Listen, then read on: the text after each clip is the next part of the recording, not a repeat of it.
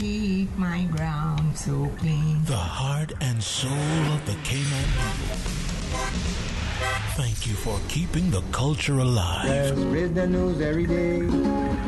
From East End to Georgetown, down into West Bay. Radio Cayman in the Cayman Islands.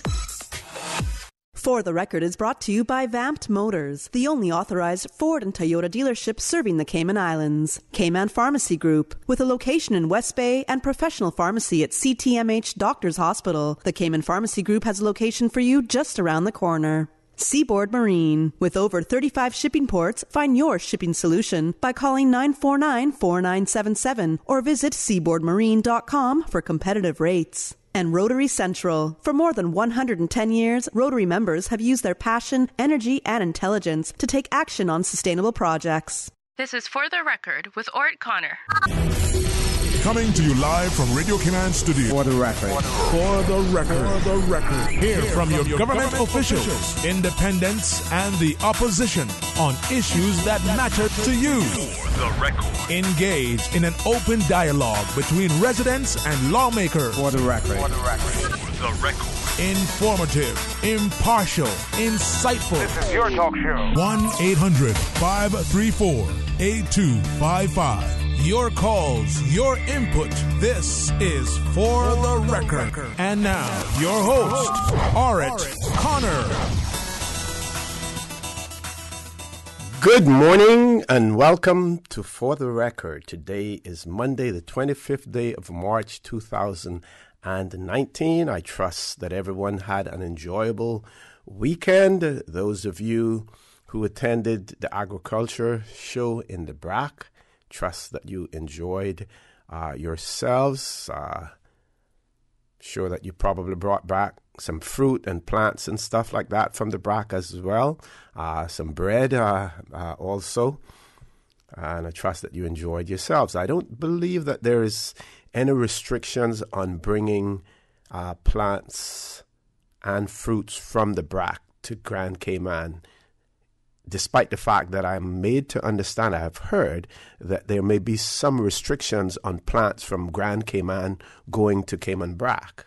And for those of you who may know about that, let us know. But I trust that everyone enjoyed themselves over the weekend and that you're all raring to go today, whether or not you have to work or you're heading to school or you're just retired but are still keeping active as well.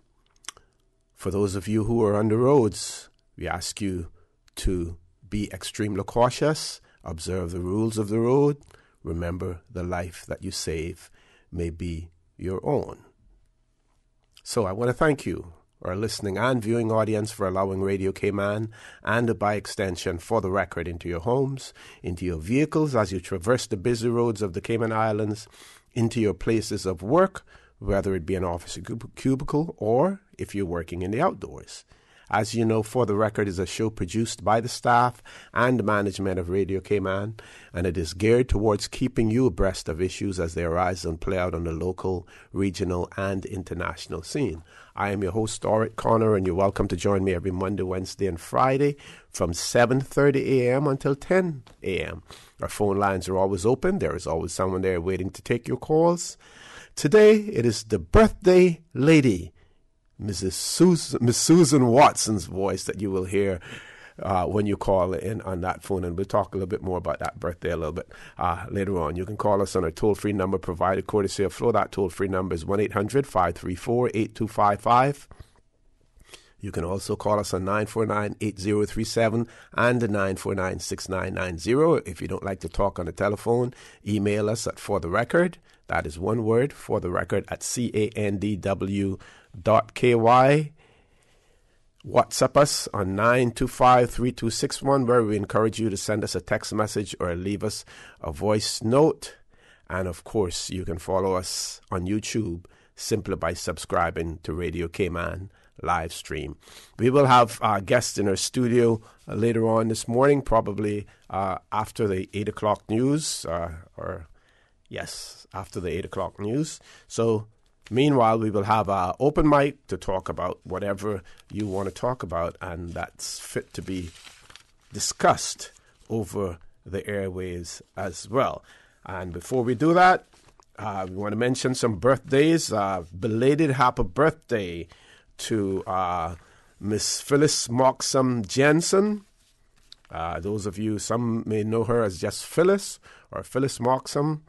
As you know, she is a bus warden. She is a warden on the bus. You will also find her at Jake Scott's liquor store behind the counter. A very personable lady, Caymanian born and bred, and she celebrated a birthday on Saturday, so we want to wish her a belated happy birthday.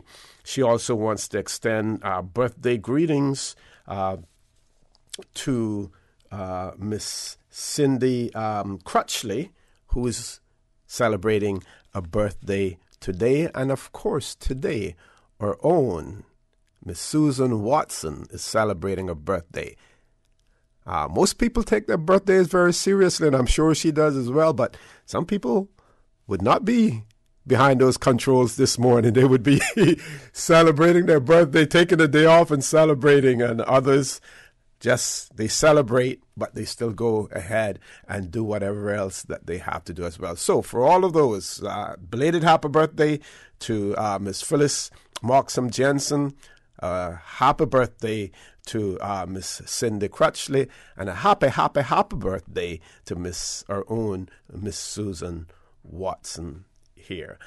So we're going to be talking about the needs assessment unit later on in the show, and we're going to be also talking about the opening of the airport and Prince Charles and Camilla's visit to the Cayman Islands. They certainly made the news throughout the Caribbean all last week in terms of those countries that they visited. I believe they are now in Cuba.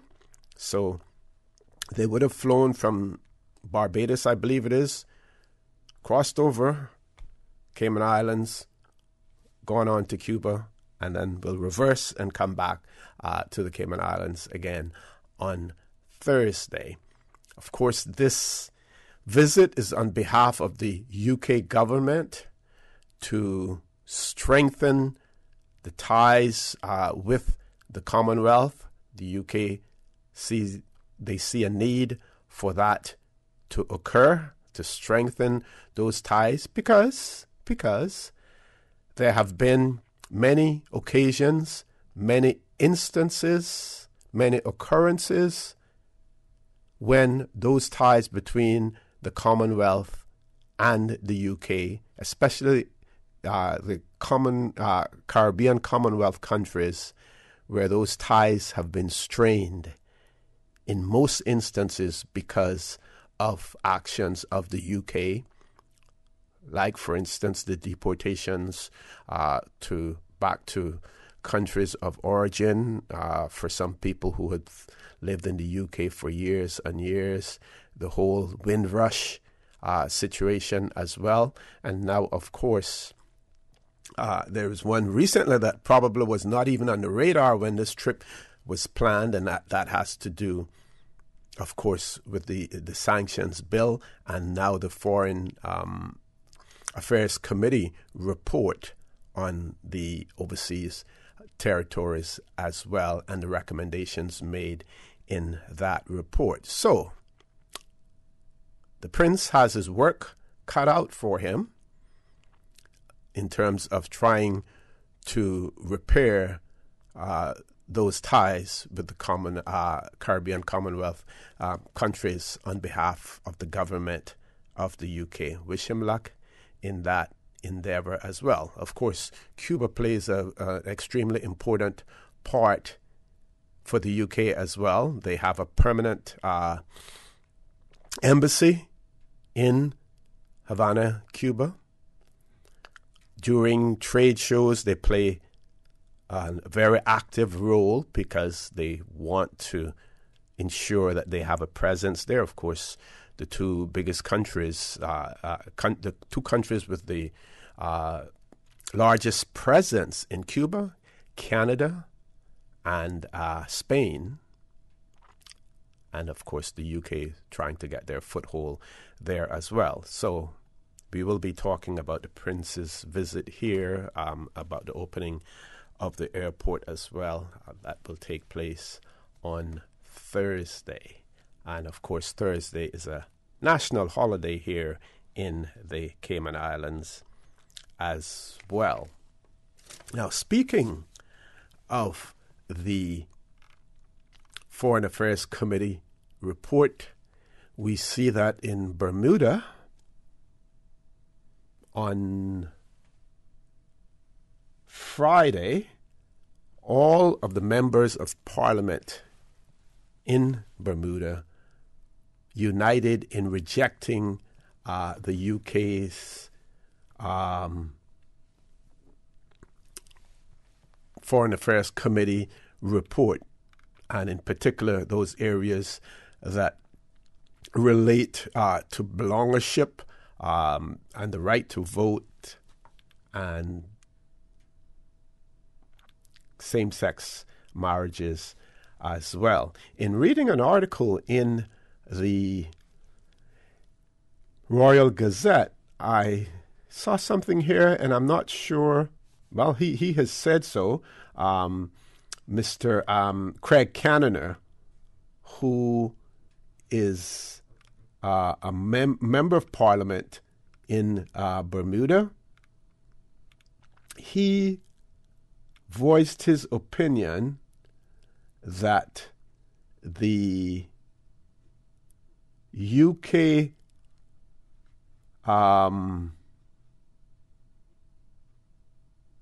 he questioned whether or not it was the right time to discuss the report, and that the European Union decision to blacklist Bermuda over the tax regime should be dealt with first. So, despite the fact that they all supported it, his position was that they could do that first. He goes on to say that the report is just paper; it means nothing to us. Many will, of course, dispute that it means a lot. He pointed out that the UK did not use its veto to prevent Bermuda from being blacklisted, which indicates that the UK has veto power when it comes to blacklisting, whether or not all of the members of the European Union or the OECD or whatever organization, whether or not it must be unanimous. He seems to suggest that. But what the Premier of Bermuda pointed out to Mr. Connor was that the debate on the report was not linked to the European Union's decision to blacklist the islands. He pointed out quite correctly that there is a separation, there is a difference between the FAC report and the European Union decision. Now, where all of this goes may still be up in the air, because we still don't know what's going to happen with the Theresa May government or with Theresa May herself in terms of her leadership. Over the weekend, there were columns written in newspapers about possible palace coups that were being designed to remove her from the leadership position. Very interesting situation. Also, on the weekend, just to and I'm supposed to forward this on to my good friend Dr. Steve MacPhail as well, that the Conservative Party, of course, the Speaker represents the area called Buckingham, and the Conservative Party has given permission for them to put up a candidate against the Speaker, because the Speaker has indicated, at first he indicated that he would serve 9 years, just like all other speakers have served, and he would retire. He has now indicated that he wants to stay on at least to see this whole Brexit situation through. Over the past couple of weeks, he has irritated and irked the Conservatives in some of his decisions, and now they have decided to put up a candidate against him in Buckingham to run against him in the next election. So that tradition of not challenging the speakers in his constituency, that has been put aside. Goes to show you how politics works. Let's take a commercial break. Folks, please stay tuned for the record. We'll be back shortly. The Cayman Islands boasts of a long, colorful, and rich history. In tribute to our roots, Radio Cayman, the voice of the Cayman Islands, is pleased to bring you the Historical Vignette Series, sponsored by Cayman National Bank. Visit Cayman National Bank today for all of your financial needs. The Cayman Islands, he hath founded it upon the seas. William Eden, 1800 through 1879. The grandson of William Eden Sr., the builder of Pedro St. James, William Eden was the proprietor of William Eden and Sons Ship Owners. He was a lieutenant and acting adjutant in the Georgetown Militia. He was among the first elected vestrymen in the Cayman Islands, representing the Prospect area. He served the island as custos from 1855 until his death in 1879. Radio Cayman's historical facts vignettes are proudly brought to you by Cayman National, with branches on all 3 Cayman Islands. Visit Cayman National Bank today for all of your financial needs. When you need stability, think Business of the Year. Considering a new career opportunity, think Best Place to Work. When dependability matters, think Outstanding Workforce. In need of a reliable financial partner, think Bank of the Year. When you seek excellence, think Cayman National. No matter how many accomplishments we achieve, we always set the bar higher. That's why we are the most awarded bank in Cayman, and we are proud to be your 2018 Bank of the Year. Here is a public service announcement. All Grand Court jurors who are in the 16th January, 2nd April 2019 session, please be advised that the report date of today, Monday the 25th of March, has been changed. Instead, you are required to report for jury duty on Monday the 1st of April at 9:45 a.m. I remember playing at 7 Mile Beach as a boy, eating mango by the sea, learning how to snorkel. My mother, she worked so hard to provide for our family so that we could have those moments. Seeing her age has been tough. That strong, capable woman, now in need of daily support, it's my time to be strong for her. CTMH Doctors Hospital Pharmacy understands the importance of the careful decisions you make every day for your family. Our staff work towards healthcare excellence and providing the most current and up-to-date training with pharmaceutical care, so you can feel confident in knowing that your family is safe with the right medication. At CTMH Doctors Hospital Pharmacy, we take care of your health.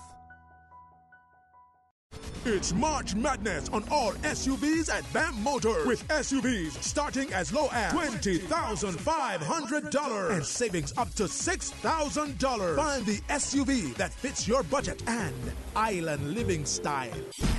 Choose between the roomy 4Runner, the bold Fortuner, the 7-seater Rush, or BAM Motors' #1 selling SUV, the RAV4, all from Toyota. Or choose the compact EcoSport from Ford. Save now on the best SUV deal ever from BAM Motors, with savings up to $6,000 and SUV at $20,500. Drive home the deal of the year during BAM Motors March SUV sale.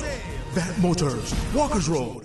At Seaboard Marine, customers often ask us questions about their shipments. Hi, I'm thinking of buying a car from the States. Which port do you ship out of? Hi, we ship out of Miami, Houston, and Brooklyn. Just let us know your port of choice and we can provide you with a quotation and answer any questions you may have on insuring and protecting your vehicle during its journey. Shipping shore to shore. The Rotary Clubs of the Cayman Islands, Rotary Central Cayman Islands, Rotary Club of Grand Cayman, the Rotary Club Grand Cayman Sunrise, along with other valued community partners, look forward to the completion of the Rotary Children's Schoolhouse at the Queen Elizabeth Botanical Park in East End later this month. New leaves, new pages, new sightings, new sounds. Rotary Cayman Islands, inspiration to the next generation. Hi, I'm Dawn McLean Brady, President of the Cayman Islands Small Business Association, better known as CISPA. Small businesses drive Cayman's economy. As small business owners, we depend on government to create an environment where we, as entrepreneurs, can do what we do best, and that's to provide products and services that are valuable to our customers and, in turn, employ others. The cruise piers and cargo ports provide these opportunities. Encourage our government to build a port and let the Caymanian entrepreneurial spirit shine. Support the port, support our tourism. System 1 loaded. 1-800-534-8255. What is on your mind when it comes to the government, independence, and the opposition? Issues that matter to you. 1-800-534-8255. Waiting to hear from you. For the Record. This is For the Record with Orrett Connor. And welcome back to For the Record. We have no guests in the studio. Those guests will be here with us after the 8 o'clock news. Earlier, you would have heard birthday lady, Miss Susan Watson, announce about Grand Court jurors' report date being changed, and I'm going to share that with you as well. In the event that you may be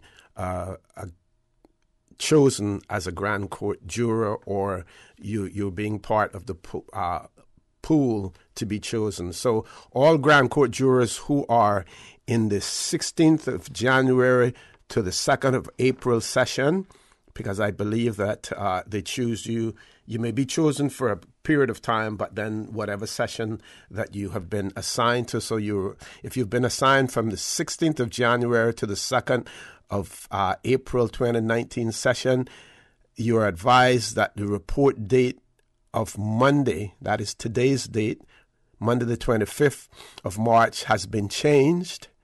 Instead, you are now required to report for jury duty on Monday the 1st of April at 9:45 a.m.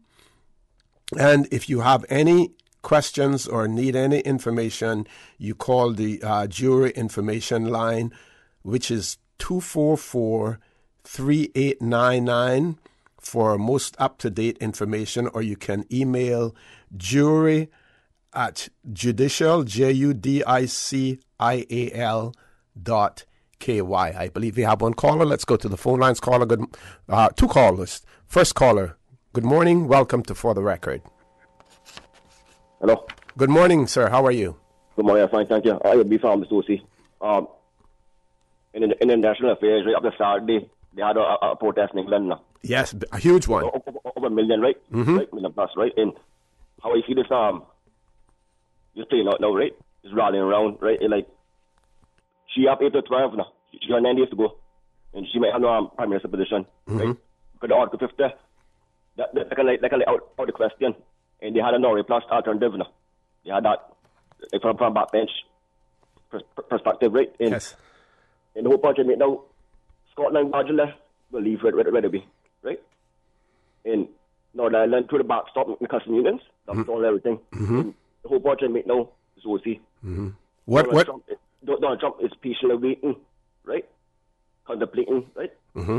Bilateral trade with the UK. Mm-hmm. Trump Corbyn opposition, he don't have affiliation. You're not tolerating that.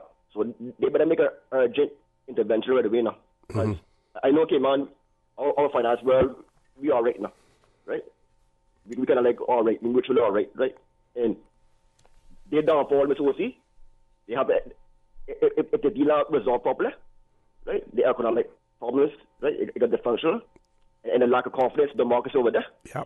It got deteriorate now. Mm-hmm. What do you think about a second referendum vote on whether or not the UK should remain or leave? Do you feel that first referendum vote was binding, and as a result, they should not now go to a second one?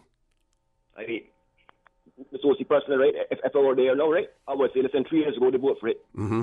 If the people edifying themselves, educate themselves properly, that they downfall. Mm-hmm. You know, they should figure it out.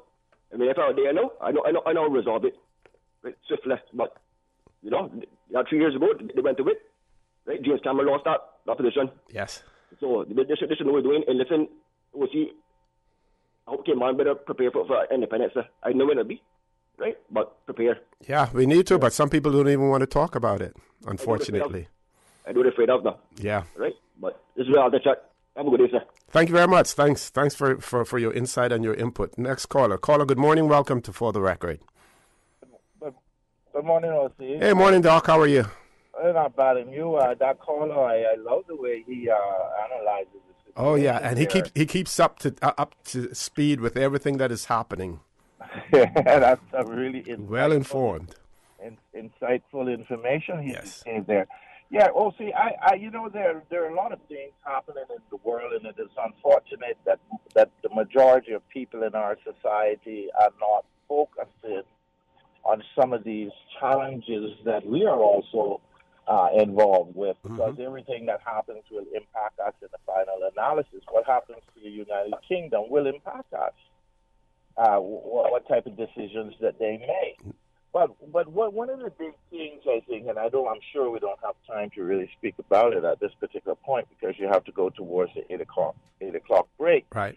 But you know, in terms of the way in which the powers in the world are sort of maneuvering, reminds me very much of what happened in the 20th century, the beginning of the 20th century, you know, around this particular time, because it means that everything has somehow, the axis has somehow moved, and it's like an earthquake where the plates move and everything there has to be a certain amount of destruction before everything can come back together again. That's very unfortunate for us to contemplate. But we know that when the human being is presented with a lot of challenges, there's always a breakdown.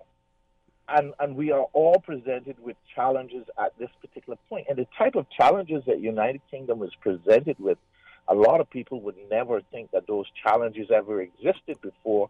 But if we look back towards pre-Hitler Germany, we'll see what Europe looked like at that particular time, what Hitler looked like, what the different countries were thinking. And at the end of the day, the only way to solve the problems were to go to war.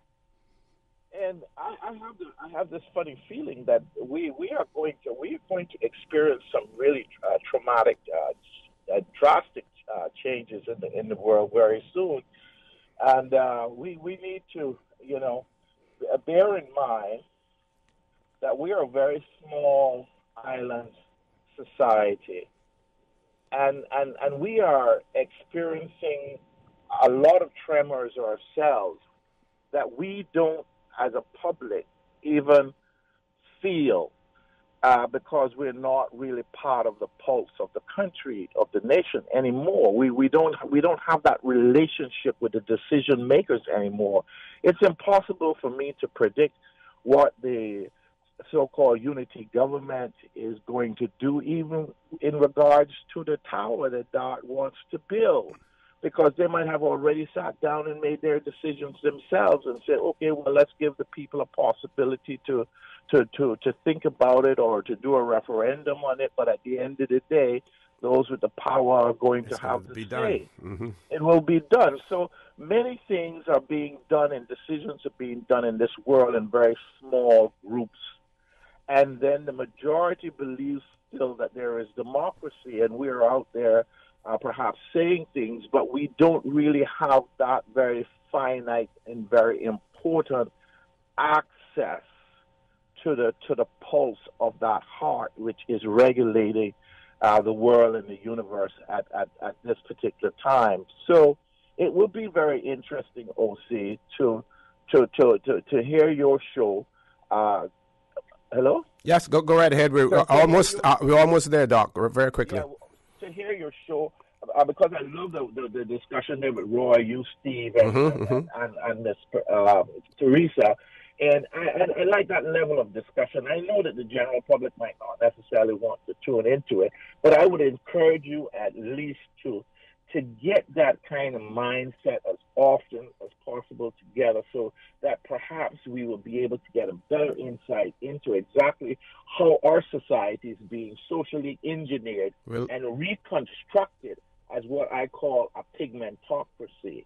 Will do, Doc. I want to thank you very much for that. Got to go to the 8 o'clock news, folks. Please stay tuned. For the record, we'll be back immediately after the 8 o'clock news. Thank you, Mr. Connor. And studio time now by Price Right is 8 o'clock.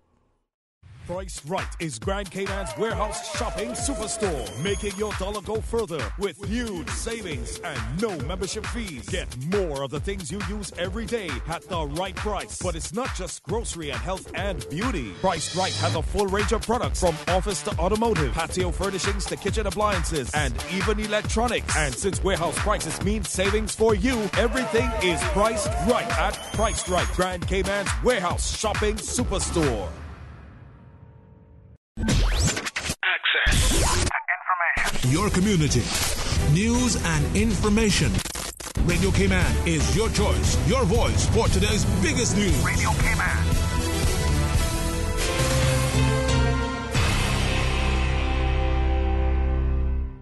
With your latest news, I'm Carsley Fuller.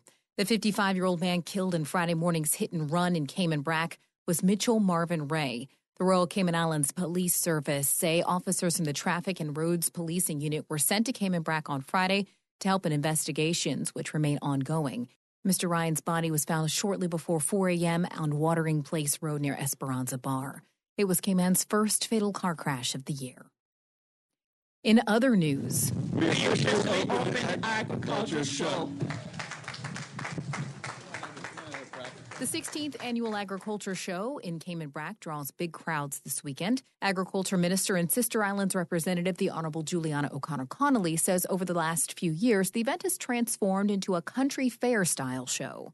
We still have the produce and agriculture, but it's more of a family getting-together day. And it's not just family here in Cayman Brac, but I was absolutely delighted this morning to be on a full plane of Cayman Airways, of Cayman Brackers and Caymanians, and some families were like 2 and 3 generations, and they were all excited, everybody in their jeans, and the country of us come out. So that was really exciting to see that we can still have a wholesome activity that bring all of our people, visitors and residents together for a wonderful day. Radio Cayman carried the event live. And the Deputy Governor names Training, Development and Safety Officer for Public Works Department Levi Allen as the 2018 Employee of the Year during the 6th annual ceremony at the Harkwell Theatre. This means the world to me because oftentimes the work you do is out of your passion and your commitment, just as my colleagues here on the stage, and you don't take time to recognize the impact you're making, and so this is significantly important. 12 civil servants named top employees in 2018 were all recognized during the ceremony. The Honorable Franz Manderson says he has lots of difficult tasks in his career, but choosing one recipient for the reward was one of the toughest. I have slept on it. I have woken up at 5 o'clock in the morning and read over the nominations again, talked about it, thought about it, and then I've made my decision. But I want everyone to know that all 12 of our monthly winners are just that. They're winners. There's really no losers. Audio there courtesy of CIG-TV. Over the next year, Mr. Allen will take part in a number of speaking engagements around the islands. Now with a check of international news, here's the BBC, who will take us out of the newscast. I'm Carsley Fuller from Radio Cayman's newsroom. BBC News with Chris Barrow. The European Commission has warned that a no-deal Brexit is increasingly likely. The Commission says this is because of the lack of support for a specific constructive solution in the British Parliament. Its forecast comes in its published guidelines on how to prepare for that eventuality. The two rival camps contesting Thailand's first election since the military coup 5 years ago have both said they're trying to form a coalition government. On Sunday, the party backing the coup leader, General Prayut, was unexpectedly ahead in the popular vote, but the main opposition party has the biggest share of parliamentary seats. The Israeli Prime Minister Benjamin Netanyahu is cutting short a visit to Washington to return home after a Palestinian rocket fired from Gaza and hit a house north of Tel Aviv. The Israelis said at least 7 people were injured. An American environmental campaign group has accused Chinese logging companies of devastating key forests in the Congo Basin. The Environmental Investigation Agency accused the Chinese companies of paying huge bribes to win logging rights in the Republic of Congo and Gabon. The son of the former Angolan president has been released from prison where he was being held on charges of embezzlement. José Filomeno dos Santos has been detained for 7 months. He was accused of attempting to steal $1.5 billion when he was head of Angola's sovereign wealth fund. Naresh Goyal, the founder and chairman of a high-profile but beleaguered Indian airline, Jet Airways, is stepping down from its board of directors. The firm's debts exceed $1 billion. And Scott Walker, one of the most influential pop stars of the 1960s, has died at the age of 76. As one of the Walker brothers, his distinctive baritone voice featured on hits including The Sun Ain't Gonna Shine Anymore, Make It Easy on Yourself, and No Regrets. BBC News. Access. Information. What's happening in your community? News and information, music and more. You can find us. www.radiocayman.gov.ky. Like us on Facebook and follow us on Twitter. Radio Cayman is your choice, your voice for today's biggest news. Radio Cayman.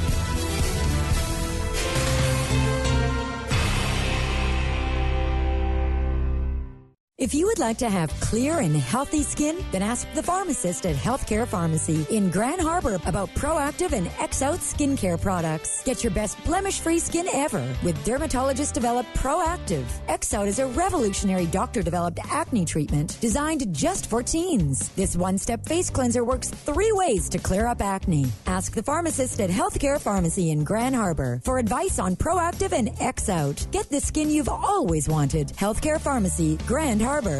Hello, I'm Joseph Woods, the Acting Port Director. Our port facility is the hub of the Cayman Islands commerce and economic activity, handling $658 million in imported goods annually. From groceries to construction materials, all sectors of our economy depend on the port. But it is now 40 years old. Its infrastructure is degrading, and we feel the strain from insufficient space for both cargo and cruise operations. The time is now. A new expanded port facility is needed to allow both cargo and cruise to operate efficiently and to support our island's continued growth and development. Support the port, support our tourism, support Cayman's continued growth and development.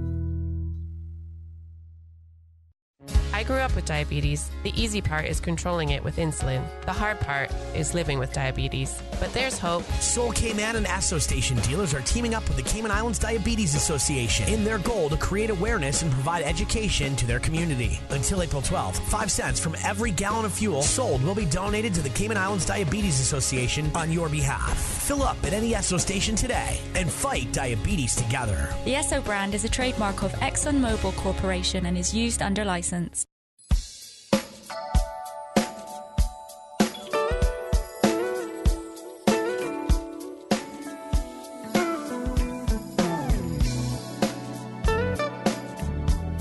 Good morning. Time now for the latest weather report. Current temperature is 79 degrees. Relative humidity is 90%.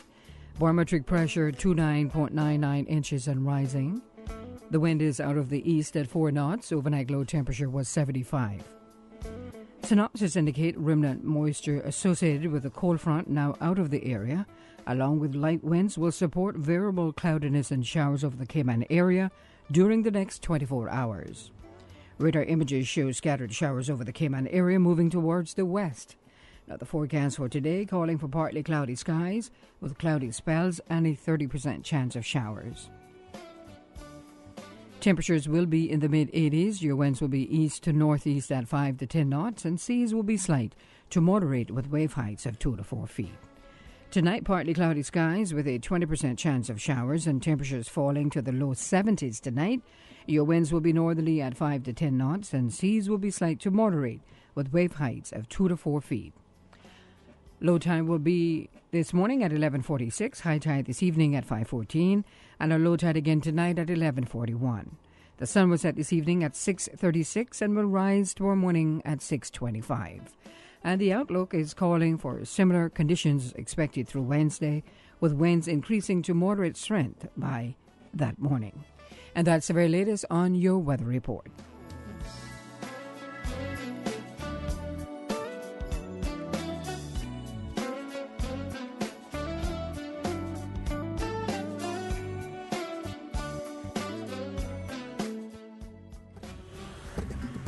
Good morning once again. Let's take a look what's happening traffic-wise. Busy traffic on Shamrock Road. Also on the Linford-Pearson Highway, heavy traffic. A lot of patience needed this morning and delays expected. Steady traffic coming off of the Linford-Pearson Highway on Agnes Way. On Cool Road, traffic is also busy in some sections. Other sections, traffic moving along steadily. And please drive with extra caution on the Cool Road roundabout. Huldah Avenue and on Thomas Russell Way, traffic flowing moderately, and moderate flow of traffic on the West Bay Road in both directions, especially in front of the Ritz. No issues on Eastern Avenue and Godfrey Nixon Way as traffic is flowing pretty good. Edward Street into Georgetown, traffic is moderate out of Georgetown on Shedden Road, traffic light to moderate. And light to moderate traffic flow coming from the West Bay four-way stop. And Northstown Road, moderate flow of traffic.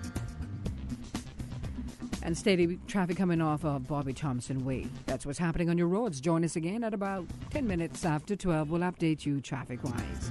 Remember 10-2 on the steering wheel and look out for the car in front of you and the car in the back of you. Have a good morning and buckle up. Michelle T. album launch, Blessings All Over Me. Sunday, March 31 at Light of the World Christian Fellowship, featuring Rising Stars Dance Ministry, Georgia Isaacs, DC Praise, Williams Quartet, Women of Purpose, Roderick Brown, Sister Opal, and Second Chance. Admission is $20 with a complimentary CD and a chance to win 2 passes to the Memorial Gospel Fest in West Palm Beach. Blessing. Get your tickets at J&M Electronics, Famous Restaurant, and Funky Tangs. Jesus to Calvary, judge and jury, found him guilty for loving Second Chance and Michelle T. Blessings All Over Me. Come celebrate the Michelle T album launch. Sunday, March 31 at Light of the World Christian Fellowship, Smith Road. Doors open at 6 p.m. Showtime 6:30. Sponsored by Kmart Hair and Beauty Supply and Majestic Meals. At Kirk's Home Center, we can make your life much better. We got it all together. We got a great deal in store for you. This week at Kirk Home Center, light the way with 2-pack LED path lights for $35.80 and a LED motion security light for $19.59. Save on your next home and construction project with a cordless 4-tool combo kit of a drill driver, circular saw, reciprocating saw, and work light for $226.19. And DeWalt's compact hammer drill for $283.69. Kirk's Home Center, you got a great deal in store for you. For the record, with Orrett Connor. Initiating system. For information that matter. For the record, with Orrett Connor. Continues right now on Radio Cayman. Good morning and welcome back to For the Record. I'm probably getting like the way some people feel about politicians. Some politicians, they don't keep their word. We have no guests with us, and I apologize for that. Maybe I'm being tested to see if no guests are in the studio, is he prepared to go on without his guests? Don't worry. OC always has a backup plan just in case. And one way to ensure that you have a backup plan is to make sure you do your research, you do your reading, and you keep up to speed with what's happening not only in the Cayman Islands, not only in the region, but in the world as well. So I will try to keep you informed, try to engage you in the conversation until our next guests arrive, if they do. I was telling you earlier about the fact that the Conservative Party, the Tories, were plotting a revenge on the Speaker in the UK Parliament, John Bercow. after he refused to stand down by putting up a rival candidate in his constituency at the next election. This is from the Mail Online, UK newspaper, sort of like a tabloid, but while they may have juicy stories in there and stuff like that, they also have some intellectual stuff in relation to the news. So Mail Online yesterday reported about this tourist plot, and it goes on to point out that to challenge a sitting speaker would break with centuries of tradition in the UK. Of course, many things that occur in the UK, even in the Parliament, because they do not have a written constitution, they all have to do with tradition, custom, and tradition and custom as well. It goes on to point out that senior Conservative figures gave the blessing to advertise for a new candidate at local Conservative association in Buckingham, and Buckingham is the constituency in which Burkhoff represents. It also says that the decision to stand against Mr. Burkhoff was taken even before he dramatically blocked the vote on Theresa May's Brexit deal, and that happened last week before last, somewhere around there. So the article says that John Burkhoff has infuriated Tory MPs by refusing to honour his promise to stand down, but now the decision over his future may be taken out of his hands. Senior figures at Conservative Party headquarters have held detailed talks about fielding a candidate against the Commons Speaker at the next election. To challenge a sitting Speaker would break with centuries of tradition, but they have given their blessing to the Conservative Association in Buckingham, where Mr. Burkhoff is the MP, to advertise for a new candidate. The article goes on to read, unlike most other MPs, Mr. Burkhoff, first elected as a Tory MP for Buckingham in 1997, is an independent. Goes on to say that he left the Conservative Party when he was elected Speaker in 2009. It is a long-held tradition for the mainstream parties to respect the constituency of the Speaker by not standing against him. And you've heard Dr. Steve Maxfield reiterate that quite often here on For the Record as well. So it is long-held tradition for the mainstream parties, that is the mainstream parties, meaning the major parties, to respect the constituency of the Speaker by not standing against him. Goes on to say only the Greens, the United Kingdom Independent Party, and an independent candidate stood against Mr. Burkhoff in 2017, and he was elected with a huge 25,675 margin, huge margin. Goes to show you that the clout that the Conservative Party has in that constituency. There's nothing marginal about that seat at all. Goes on to say there were 2,000 spoiled ballot papers, which is 4 times the average of other constituencies, and a sign of the disillusionment with Mr. Burkhoff among his constituents. So to have 2,000 spoiled ballots in one election, in one constituency, which is 4 times more than the average for other constituencies, that's a telling tale. That's a signal that they were sending to Mr. Burkhoff. It goes on, the article goes on to say that if the Tories stand against him, the party has comfortably held the seat since 1970. They would almost certainly capture the constituency. This means if there is a snap general election as a result of the Brexit impasse, Mr. Burkhoff could be out of a job much sooner than he expected. Points out that one senior Tory said, as soon as is practicable, we are going to hit him with everything we have got in our armory. I know we are breaking with precedent, but that is exactly what Burkhoff does when it suits him. And he hides behind precedent when it doesn't suit him. So he breaks with tradition, with precedent, when it suits him, and then he hides behind precedent when it doesn't suit him. The article goes on to say it is not only the Tories who have turned against Mr. Burkhoff. There are 2 petitions circulating in his constituency urging him to name a date to go. 1, the Give Us a Voice, Not a Speaker petition has 6,750 signatures on it. When he became Speaker in 2009, he promised that in line with his predecessors, he would serve for 9 years. This meant he should have resigned in June, but grandly announced he would be staying on to see Brexit through. As I pointed out earlier, I was just paraphrasing and giving you a basic summary of what the article said at that point in time.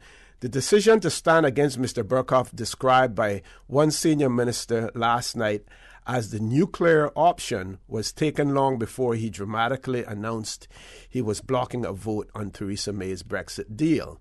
In his local association, there is mounting frustration that he has refused to give any indication of when he intends to quit, despite endless requests. A senior Conservative source said the voices of more than 75,000 voters in Buckingham constituency have not been heard in Parliament since 2009. And we can talk about that particular point a little bit later on. Burkhoff is high-handed and arrogant in the Commons chamber. He is exactly the same in the constituency. We Tories have been divided on Brexit, but we are united in our disdain for Burkhoff. So they have turned against the Speaker. Now let's go back to that paragraph that talks about in his local association there is mounting frustration that he has refused to give an indication of when he intends to quit, despite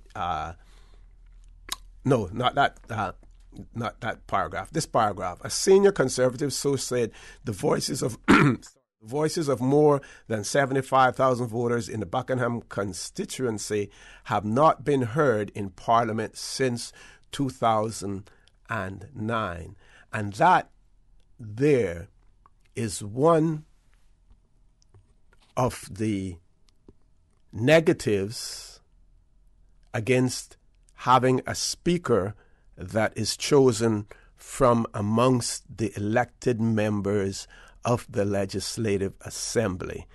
Because no matter how you take it, no matter how you twist it, and despite the precedent and the tradition of not challenging the Speaker for his seat, the voice of the people may not necessarily be heard, because that person who represents a constituency but is also the Speaker cannot really perform both roles at the same time.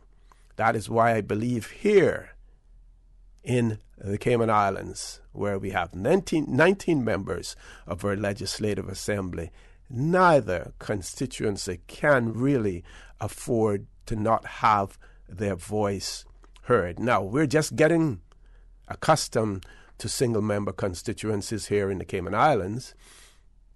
Before that, you had 4 members in some districts. You had 5 in others. You had 3 at one point in time in others. Some have 1, some have 2. So we're just starting to get accustomed to it here. But as more and more demands come from the various constituencies, I believe that there's going to be a much stronger argument for electing a speaker from outside of our Legislative Assembly than choosing one from inside our Legislative Assembly. and we have sufficiently qualified persons who can assume the role of Speaker in our Legislative Assembly. Either those who were former members of our Legislative Assembly, former civil servants, persons in the legal profession, persons even in the judiciary, who can take up the role of Speaker in our Legislative Assembly. When people go to the polls to vote for a member of the Legislative Assembly, they go to vote for precisely that, a member of the Legislative Assembly to represent them. Choosing a Speaker from amongst members of a Legislative Assembly deprives that constituency of a voice in our assembly. That is my position on that. One caller, let's go to the phone lines. Caller, good morning. Welcome to For the Record. Hi, good morning, O.C. Lucille here. Good morning. How are you? Yeah, I just wanted to make a point where it comes locally in terms of how the Speaker participates. In Finance Committee, Mm-hmm. the Speaker comes out of his or her chair and jolly well participates in the arguments and in defense of his or her constituency. Mm-hmm. I can only give you the example of the Honorable Edna Moyle, how she behaved, which was correct, when she was Speaker. When Finance Committee, she had every right to come down, make her questions back to her constituency. Mm-hmm. And also under our Constitution, as you would know, you were part of it, that there's a part for elected members to go and talk about their constituency with the government. You know that. Right.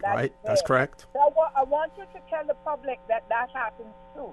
I don't think that what happened in England with Burkhardt would perhaps happen here, because I think knowing the individuals, because I know that I was there with the Honorable Edna Moyle and she batted for Northside. Mm-hmm. She couldn't do it from her chair. But certainly those of us too that were there, certainly helped her. So I think because of the smallness of the place, it might have been a little better in our situation. So I wanted to let the public know that we weren't that bad when it came to looking after your constituency. Yeah, Miss Lucy, that is a very valid point. But at the same time, when it comes to the cut and thrust of the debate in the Legislative Assembly and the representative being able to articulate the views of his constituency, his or her constituency in that Legislative Assembly, that is what is missing. And I'm sure that constituents would say that just simply looking out for us in Finance Committee and being able to represent your views to the cabinet, which may or may not be followed up on in terms of honoring your requests, that people who elect you are looking for more than that. Yeah, but see, where the tire meets the road is who gets the money in LA. Mm-hmm. You can ask any politician Mm-hmm. where the tire meets the road. Mm-hmm. That is where you know what you are doing for your constituency.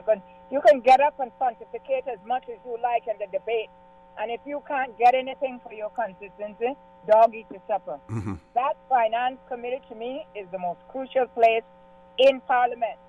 That is where you get your money, and you're bargaining with getting your money with your government. Mm-hmm. That is the important thing. I don't care how much you get up there and pontificate and elucidate and whatever date you want to do you in that Parliament.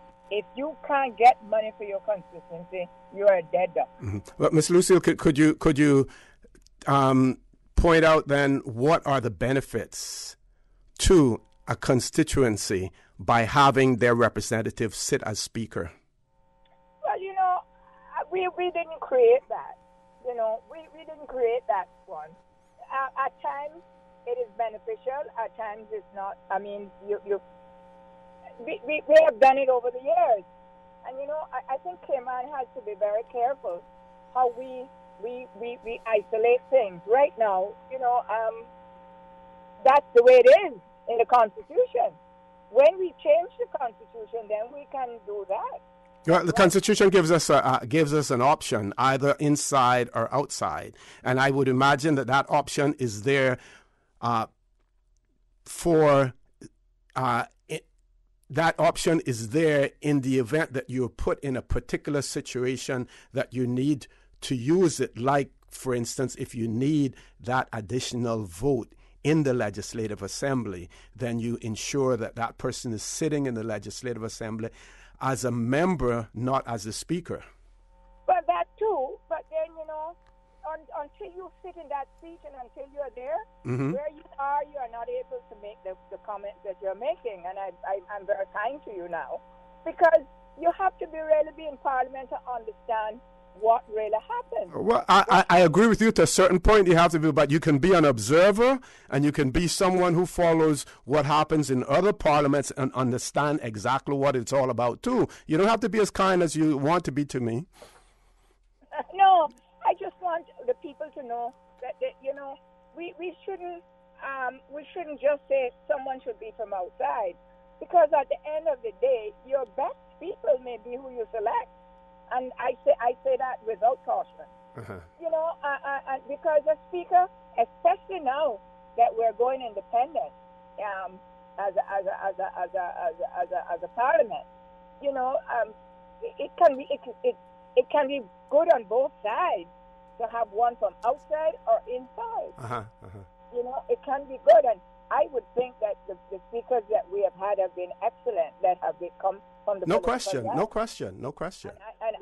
I wouldn't want us to be so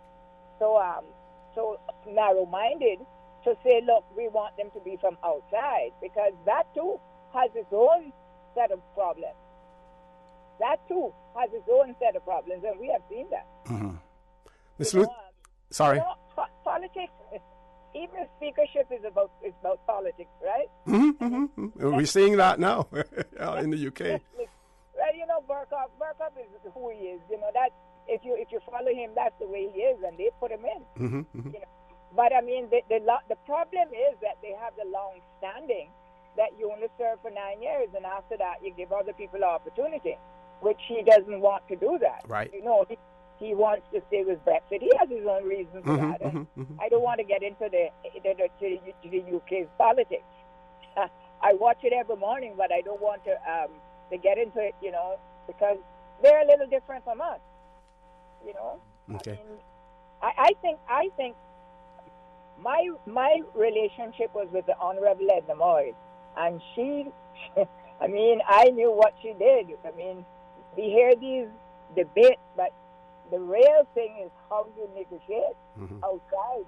Sorry, Miss Lucille, I'm going to have to interrupt you there. We've passed our commercial break time, but I want to thank you very much for that engaging conversation, and looking forward to having you on here soon as well. Oh, thanks very much. Okay. Bye-bye. Take care. Folks, please stay tuned for the record. We'll be back shortly. At Seaboard Marine, customers often ask us questions about their shipments. I have various items coming from different suppliers that I need to ship to Cayman. Do you offer consolidation? Yes. Seaboard Marine offers consolidation for full and less than container loads. We can hold your packages at our Miami warehouse until everything arrives and ship it all in one go. And we have the best rates to Grand Cayman. Visit seaboardmarine.com for more information. Shipping shore to shore, The Rotary Clubs of the Cayman Islands, Rotary Central Cayman Islands, Rotary Club of Grand Cayman, the Rotary Club Grand Cayman Sunrise, along with other valued community partners, look forward to the completion of the Rotary Children's Schoolhouse at the Queen Elizabeth Botanical Park in East End later this month. New leaves, new pages, new sightings, new sounds. Rotary Cayman Islands, inspiration to the next generation. It's March Madness on all SUVs at BAM Motor, with SUVs starting as low as $20,500 and savings up to $6,000. Find the SUV that fits your budget and island living style. Choose between the roomy 4Runner, the bold Fortuner, the 7-seater Rush, or Vamp Motors' #1 selling SUV, the RAV4, all from Toyota. Or choose the compact EcoSport from Ford. Save now on the best SUV deal ever from Vamp Motors, with savings up to $6,000 and SUVs starting at $20,500. Drive home the deal of the year during Vamp Motors March SUV sale. Vamp Motors, Walkers Road. Real estate agents and developers, as well as dealers in precious metals and stones, have until Wednesday, May 29th to register with the Department of Commerce and Investment. The DCI is the agency with responsibility for ensuring real estate agents and developers, as well as dealers in precious metals and stones, are compliant with international obligations relating to anti-money laundering and combating the financing of terrorism. DCI urges businesses to register as soon as possible to avoid missing the deadline on May 29th. Registration forms are available from www.dci.gov.ky or the DCI counter at the Government Administration Building. For further details, please contact enforcement@dci.gov.ky. System 1 loaded. 1-800-534-8255. What is on your mind when it comes to the government, independence, and the opposition? Issues that matter to you. 1-800-534-8255. Waiting to hear from you. For the Record. This is For the Record with Orrett Connor. Good morning and welcome back to For the Record. I want to thank Ms. Lucille for that very engaging conversation, and also in pointing out that despite being a speaker in the Legislative Assembly, a person who is elected from amongst the members of our Legislative Assembly, that they have the opportunity to sit in Finance Committee and to advocate for their constituency in Finance Committee, and also have the opportunity to make presentations to the Cabinet in relation to their constituencies. Now, we have heard, in terms of those representations, we have heard some members of the Legislative Assembly complain over the fact that they have made presentations to Cabinet in relation to their constituencies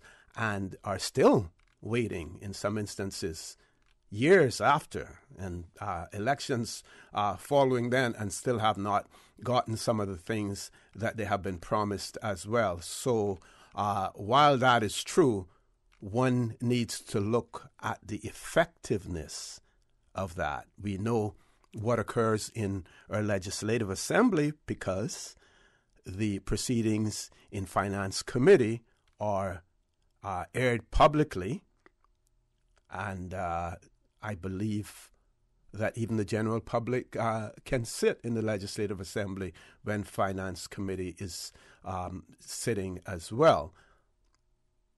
So we need to look at the effectiveness of some of that as well. But I do believe that if a candidate were to place in their manifesto and or even in their public meetings with the public, and when they're campaigning, saying, "I'm campaigning, I want to be your elected representative, and I want to be the Speaker of the Legislative Assembly," let's see how many of them would be elected if they were to point out that their aim was to be the Speaker of the Legislative Assembly. That's where the rubber hits the road as well, in that particular instance. Looking at our 1972 Constitution, and I'm doing that for a reason, because I want to share with you a little bit more about the debate in Bermuda. Our 1972 Constitution, and I may even go back to the 1958, but our 1972 Constitution, Section 25, in relation to qualification of electors, it says, subject to the provisions of the next following section, a person shall be entitled to be registered as an elector in one electoral district only, but he shall not be entitled to be registered in as an elector for elections to the Assembly unless A, he was on the date of nomination preceding the appointed date entitled to be registered as an elector, B, possesses Caymanian status and has attained the age of 18, is a British dependent territorial citizen by virtue of a connection with the islands and is domiciled and resident in the islands at the date of registration, and either he or one of his parents or grandparents was born in the islands and he has been ordinarily resident in the island for a period or periods not amounting to 2 years out of the 3 years immediately preceding the date of registration.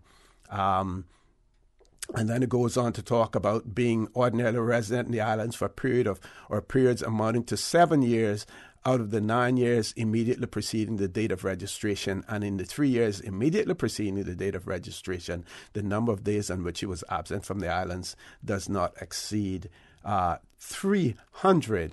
So the main qualifications then were you had to be possess Caymanian status, you had to be age 18, British dependent territorial citizen, domiciled in the islands, or if you weren't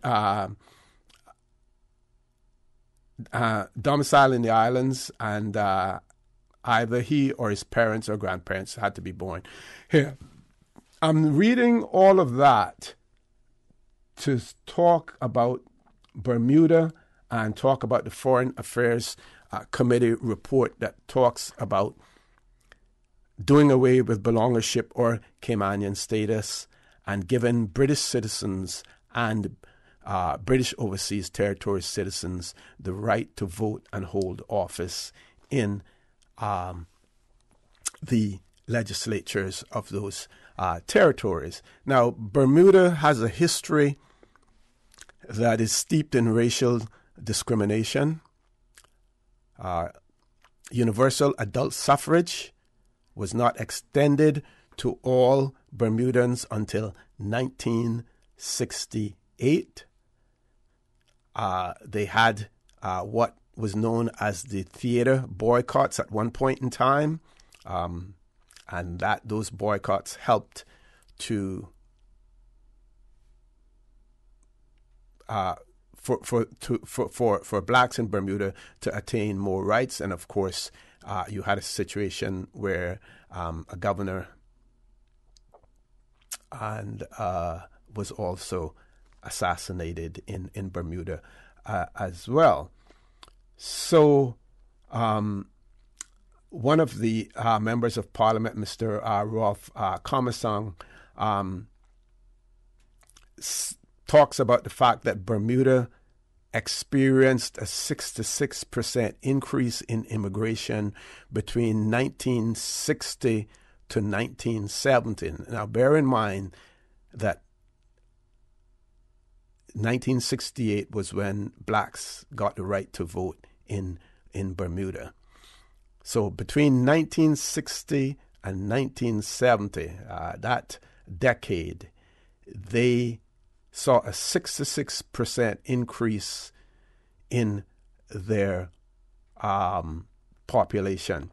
Goes on to point out that of the 14,496 people who came to the islands in that decade, 15% of them were black and 83% of them were white. Now, Bermuda talks about a lot in terms of black and white, again, because of their history. Okay, I just want to, that's the only reason that I'm raising that. He also, Mr. Commersong also added that since half of these new residents were from the British Commonwealth, they were all entitled to vote after living in the islands for a period of 3 years. We had similar legislation here as well, where at one point in time, all you had to do was to be a Commonwealth citizen. So the 1972 Constitution that I pointed out to you has significance in that we also had our immigration law in 1972, that introduced the whole concept of belongership and Caymanian status. So that is extremely important. So prior to that, all you had to do was be a Commonwealth citizen resident for a given period of time, and you had the right to vote. That is why after we brought in all of the other qualifications, Caymanian status, be a British dependent territorial citizen, have one parent or grandparent who was born in the Cayman Islands, that you found that many persons who had been here prior to that 1972 Constitution were grandfathered in relation to their qualifications for voting.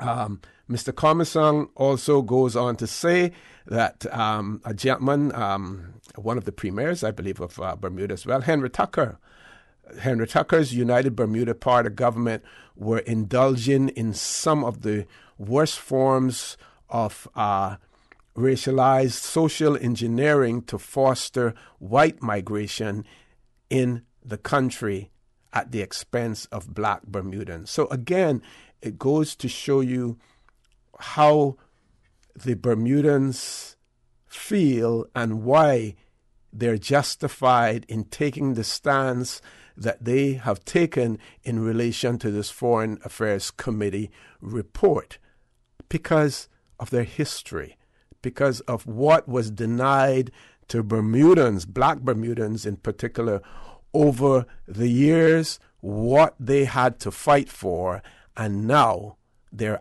being asked to relinquish all that they have fought for and to just simply hand it over to others who have been there while they have fought so hard for it. We have to take a commercial break. Folks, please stay tuned for the record. We'll be back shortly.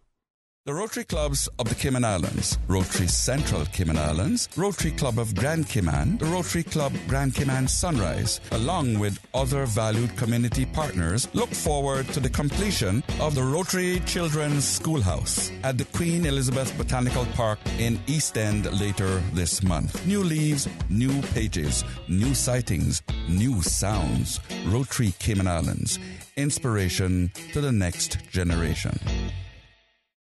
It is amazing to see my daughter grow up and make a difference in the world, but it is also completely terrifying to worry about her when she goes out with her friends. It is my job as a father to make sure she makes smart decisions and is safe as a young woman. So, when my daughter needs quality care, I take her to CTMH Doctors Hospital Pharmacy. CTMH Doctors Hospital Pharmacy understands the importance of the careful decisions you make every day for your family. Our staff work towards healthcare excellence and providing the most current and up-to-date training with pharmaceutical care, so you can feel confident in knowing that your family is safe with the right medication. At CTMH Doctors Hospital Pharmacy, we take care of your health. Excuse me, I noticed you from afar. Really? Me? Well, not you. The KFC sandwich you're eating? Oh, Zinger. Sorry, I'm not trying to be funny. No, it's called the Zinger Sandwich. Crunchy, juicy, 100% chicken breast, crisp lettuce, sweet mayo on a seeded bun with a little zing. KFC's chicken is not factory-breaded, frozen and refried like the Burger Boys. Customize your KFC Zinger and dip it in barbecue sauce. Wow, now I'm starting to notice you too. KFC, it's finger-licking good. For the record, with Orrett Connor. Initiating system. For information that matters. For the record, with Orrett Connor. Continues right now on Radio Cayman.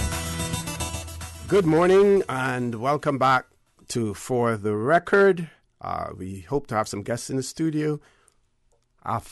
By 9 o'clock, we should be talking about the airport and the opening, the Prince Charles visit as well.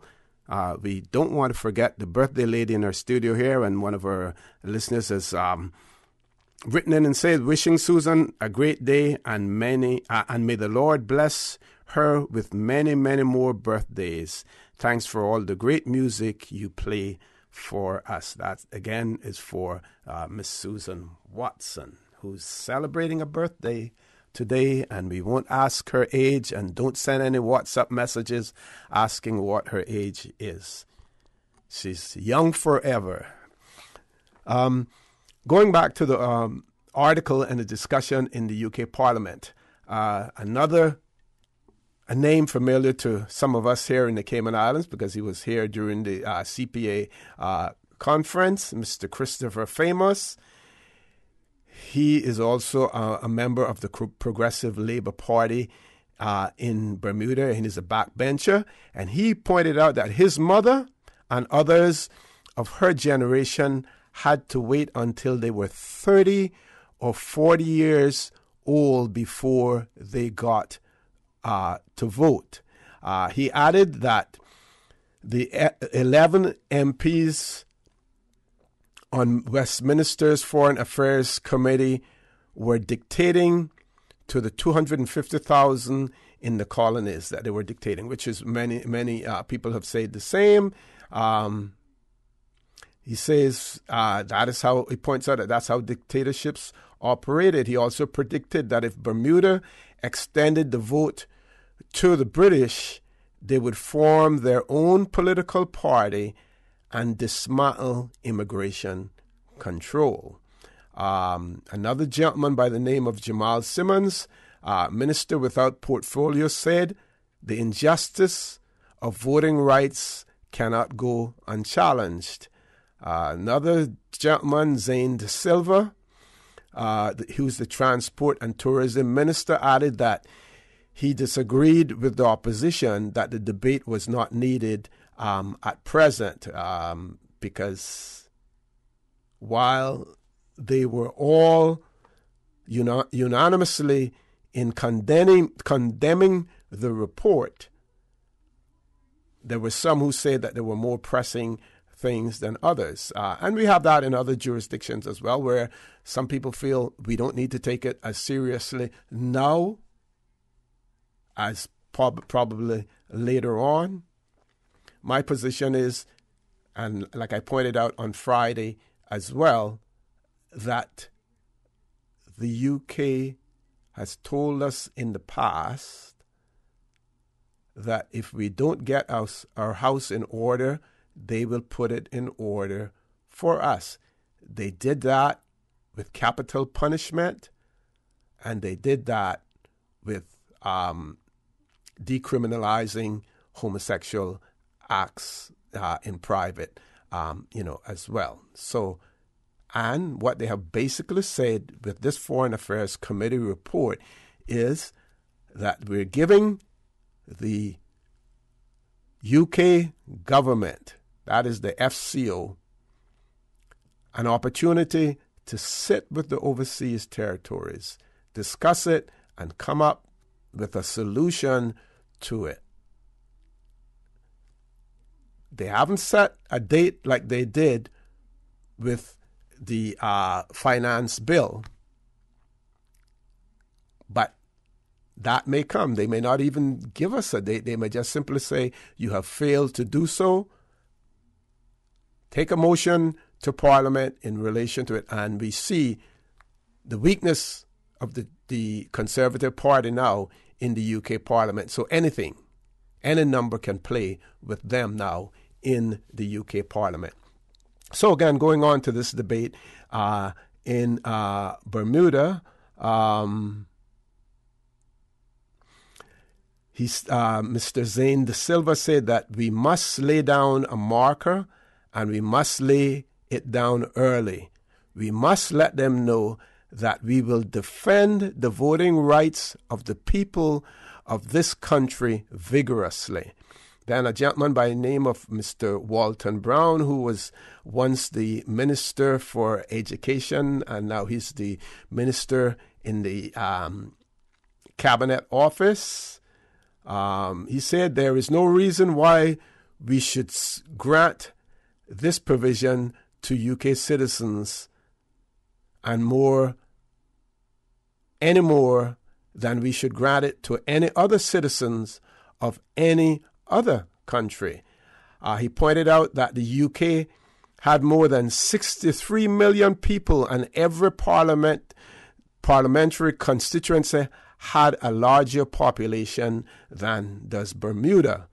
Mr. Michael Scott, also of the Progressive Labour Party, said that the description of the overseas territories in the report as Global Britain, it was an attempt to put by the UK to claw back lost revenues. He added the move was an example of neocolonialism, which had been exacerbated by Brexit, Britain's bungled attempt to leave the European Union.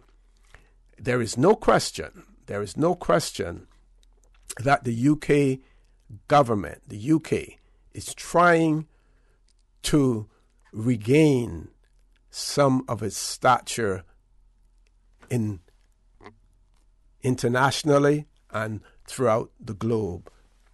One way for them to do that, number one, through the Commonwealth.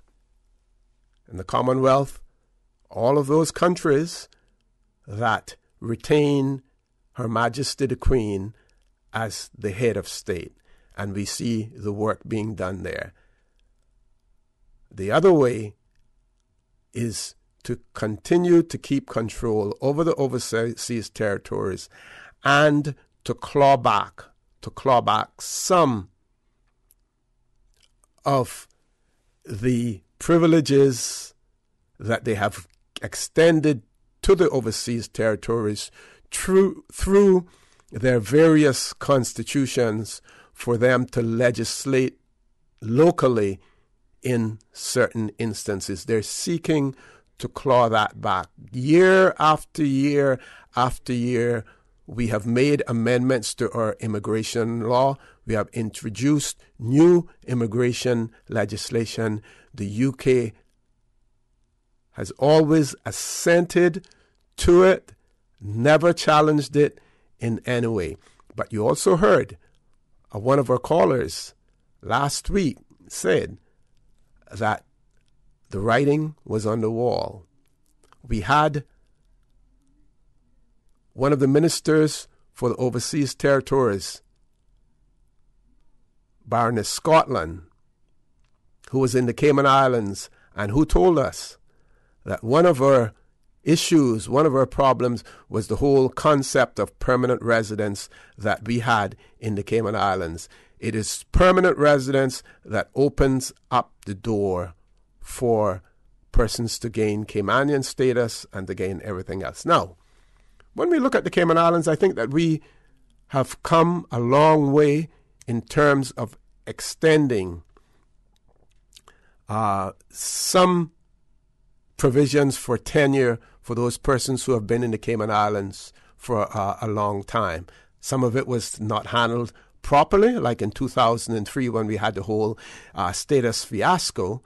But before that, since then, we have had an orderly way of allowing people to reside permanently in the Cayman Islands, to acquire Caymanian status, and ultimately to acquire the right to vote in the Cayman Islands. We have not extended it to the right to hold office, and I agree with that, and I think that needs to be maintained. Whether or not it can be maintained under our current political situation is another question, whether or not it can be maintained. We're not sure whether it can because we don't know what will happen as far as the UK is concerned. The big question is, will we be prepared? Will we be prepared? Are we prepared for a situation where the UK is going to again use the nuclear option? What will we do? What some people like Dr. Steve Mack feel, what some people are saying is that we have to have a plan going forward. We can only have that plan if we sit and we have a serious and honest discussion about the way forward. That discussion has to be held with all and sundry. It has to be held with the man the little man on the street whose vote you depend on. It has to be held with the business sector, the financial sector, everyone who has some skin in the game. That conversation has to be held with. Not those who are here on a temporary basis, on a work permit. They have absolutely no voice in this because they have no skin in the game. Have to go to our headline news at 9 o'clock. We have a call waiting as well. Once we're finished with our headline news, we will take that call. So please stay tuned for the record. We'll be back shortly. Follow Radio K-Man on Twitter. All the latest information, breaking news, community events, and more. Follow us at twitter.com/Radio K-Man. Radio K-Man. Radio K-Man's newsroom. These are the biggest stories right now. The governor visits the Department of Environment. His Excellency, the Governor, Mr. Martin Roper, spent nearly 2 hours learning about the agency and meeting dozens of staff members. It was the first visit to the DOE by the governor since arriving in Cayman. Everything from marine and terrestrial conservation to indigenous species protection to environmental management and enforcement under the National Conservation Law was discussed. UK Prime Minister Theresa May is expected to update ministers on her Brexit strategy at a meeting of her cabinet today. It comes after a weekend of speculation about her leadership and claims of a plot to oust her. There have been suggestions that naming a date for her departure as PM could boost support for her Brexit deal, but Downing Street has refused to be drawn on Mrs. May's future. And U.S. President Donald Trump claims he has been completely exonerated by an inquiry into allegations Russia conspired to help him win the 2016 election. A summary of Special Counsel Robert Mueller's long-awaited report released on Sunday found the Trump campaign had not conspired with Russia. However, it was inconclusive on whether Mr. Trump had obstructed justice. Those are your headlines. I'm Karsley Fuller. Radio Cayman, the voice of the Cayman Islands. What's happening in your community? News and information, music and more. You can find us. www.radiocayman.gov.ky. Like us on Facebook and follow us on Twitter. Radio Cayman is your choice, your voice for today's biggest news. Radio Cayman. For the record, with Orrett Connor. Initiating system. For information that matter. For the record, with Orrett Connor. Continues right now on Radio Cayman. Good morning, and welcome back to For the Record. Before I go to the phone lines to take the next caller, it is my pleasure to have in the studio with me this morning the CEO of the Airports Authority, Mr. Albert Anderson. Mr. Anderson, good morning, sir. Welcome back to For the Record. Morning, Rosie. Pleasure to be here. Okay. With your indulgence, I'm going to take this caller. I think this is basically from my last discussion that I was having with myself. No problem. Good morning, caller. Welcome to For the Record. Good morning, Mr. For the Record. Good morning, Doc. How are you? Not bad. How are you? And good morning to your guest, Mr. Anderson. Good to be here. Morning, sir. All right. When I was one of the commissioners, the boundary commissioners, and we were going around the constituents, the districts, trying to get a consensus on the proposed single-member constituency that's now has come into force. I posed the question to most of the people that attended the meetings and even some government people, but nobody seemed to have taken up the my question. I'll just read to you what it says about the legislature. And this is the composition of the legislative and power to make laws. It said there shall be a legislature of the Cayman Islands, which shall consist of Her Majesty and a legislative assembly. Now, where does Her Majesty exist in the legislature? Do you know, Orrett? It's the maize. Okay, yep. Mm-hmm. It represents Her Majesty. Mm-hmm, mm-hmm. Yes? And it says, subject to this Constitution, the legislature may make laws for the peace, order, and good governance of the Cayman Islands. But this is the section, Section 16. The Legislative Assembly the Legislative Assembly shall consist of, and then A, the Speaker, semicolon. B, 18 elected members who shall be persons qualified for election in accordance with this Constitution and elected in the manner provided for in law, enacted for the purpose of Section 59. And then it says, a law made under Section 59(2) may increase the number of elected members of the Legislative Assembly, but no such law shall come into force unless an order by the governor providing for the electoral districts and their boundaries to take effect account of the additional elected members in accordance with Section 59 has been made. Mm-hmm. That has been made. Okay? You remember what I just read to you? Yes. The composition. Right. So now it should read, yes? The Legislative Assembly shall consist of the Speaker, semicolon, A, and B, 19 elected members who shall be president qualified for election. I keep asking this question to many people, and they never got what the question meant. Mm-hmm. Mm-hmm. Do you understand what the question means? I think I do. It says here that the Speaker, the Assembly, the Speaker is separate from the elected members of the Legislative Assembly. Mm-hmm. Mm-hmm. That's what it says in the Constitution in Section 61. So, because when you use a semicolon after a word, it does not mean that the words that are before the semicolon are included. From part of that, yes. They're included. That's the English language and the structure of English language and sentences, how they are made. Mm-hmm. So my point is that the Speaker should never have come from inside the House, although the Constitution says it could be or it could be or couldn't be. Under this law, under this provision of the legislature, the Speaker should have been someone separate from the 19 elected members of the Legislative Assembly. Mm-hmm, mm-hmm. So you're thinking that it's all in the drafting? It's all in the drafting. Mm-hmm. Yes. And that's my first point. My second point is simply put, you put it quite succinctly when you made your comments about the House of Commons Foreign Affairs Select Committee recommendations to it in relation to abolishing the belongership and its equivalent, right? Which means the Cayman status. Mm-hmm.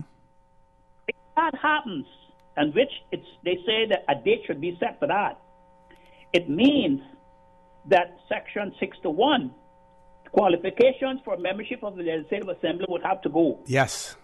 That would have to go. All of those qualifications in our law, in our Constitution, that people have to qualify to qualify with to be a member of the Legislative Assembly would have to go. Have to be scrapped, and replaced. Have to be scrapped. And simply put, to your readers and simply put to your listeners, the only criteria then to vote and be a member of our Legislative Assembly would be a simple work permit.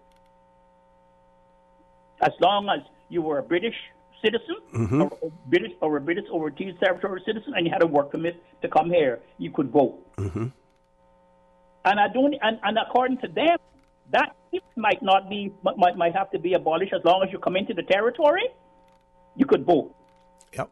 Because that's their recommendation. Mm-hmm. So this is not something that we should take lightly. Yep. And Doc, sorry, go ahead. This is not something that we should take lightly, and we should proact and not react. Mm-hmm. Because what they are trying to do is what they did in Bermuda. Yeah. They are going to send their people here because they have no place to go. If they have to leave Europe, the only place they own OWN is the Caribbean islands, which is their overseas territories. Mm-hmm. And then they would be able to send their people here, crowd the place, and we would be just like it did in New Zealand and all those other places where they keep and they put the people on reservation. Yeah, and Doc, one of the reasons in 2002 when the offer was made and we were awarded British citizenship, one of the reasons that all of the overseas territories pointed out that offer of citizenship could not be reciprocal were for similar reasons, that we could not afford to be inundated by UK citizens. You realize now what are the people that the UK own now? None, except us. Yep. Turks and Caicos Island, Montserrat, British Virgin Islands. Those are the only people they own now. They do not own India or Canada or New Zealand or Australia or any of those people. And the Crown Dependence territories are not British overseas territories. Yep. So that is the situation that we find ourselves in. As long as you're a British overseas territory citizen and you're a British citizen and you come into the territory, you can vote and you can stand for election. Yep. And when you look at the report, the November last year report, that over 15 million, a fifth of the population in England are living in poverty. Yep. Things are not necessarily pretty over there. Doc, I'm going to ask you to leave us there. We're going to go on to another topic now in terms of the opening of Owen Roberts International Airport, in terms of the expansion that has taken place. And with us in the studio, we have Mr. Albert Anderson. Again, good morning, sir. And what I'd like you to do, we're going to talk about the official opening itself, but we want to get into the genesis, of the whole thing, when the renovation started, the upgrade started, where we're at with it, and then talk about the big day on Thursday. Sure. Okay, well, just a bit of background. Back in, I think it was 2013, the board commissioned a new master plan for Owen Roberts and also Cayman Brac. And in that master plan determined that we needed to expand the terminal. I think everybody knew that anyway. Right. Had been discussed for many years. And it came up with a concept. That concept, we then engaged some architects to develop, or consultants to develop that. And in 2000, well, the master plan became a public document in summer of 2014. And I think by the end of 2015, we had a plan for the new airport. The construction started, I think it was around October 2015. It was the phase one, which was done by Arch and Godfrey. Mm-hmm. That phase was completed in June of 2016, and we started phase two then, which McAlpine took on, which was to complete the structure. So we've been going at it from late 2015. It's 3.5 years now almost. Mm-hmm. And we're just about complete. We're about 2 months away, a month or two away from completion. We I think everybody understands we won't be 100% complete when it's opened this week. Right. But the light is right there. We can see it. Okay. And then there are further upgrades to the tarmac and everything. Yeah, so that's actually a separate project. Also part of the master plan, which was to the main thing was to strengthen the runway. The analysis was done in 2016 on the runway. It was determined that it was in good shape, but with the 777, which is a more demanding aircraft in terms of weight and size, we needed to strengthen it so that it wouldn't deteriorate over time. So that is the main part of that project, but we're also taking the opportunity to extend a little bit, and that is essentially to replace some of the pavement we lost. If you recall, I think in 2016 we had to shorten the east end of the runway for safety reasons. And that sounds a bit non-computable, right? But the requirement is that you have a safety area at the end of the runway. Okay. And so we had to virtually shorten it. We didn't actually remove the pavement, but we had to declare a shorter runway so that the aircraft could then determine what their weight and all that needed to be in order to take off safely. Okay. So we've added that back on. We're going to add that back on now on the west end of the runway, and it'll be available for takeoff only. So that's the main part of it, and then we're going to to fill the ponds. The ponds create a problem for us with wildlife, particularly birds. Yes. And birds and aircraft don't mix too well, especially in the takeoff and landing area. Yes. And so we're gonna do that, and we're going to build a perimeter road, which is a regulatory requirement from a security perspective, and then we're going to expand the apron to the east to give us 2 more parking bays.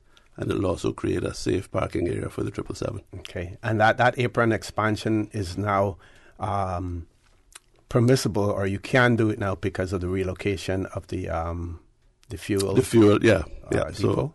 So as part of the expansion plans, we had to move the fuel depot, and of course at that time we also knew that we had plans to expand the apron, so it fell into place quite nicely.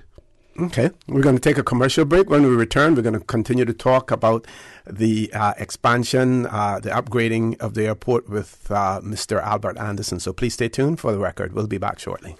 It's March Madness on all SUVs at BAM Motors, with SUVs starting as low as $20,500 and savings up to $6,000. Find the SUV that fits your budget and island living style.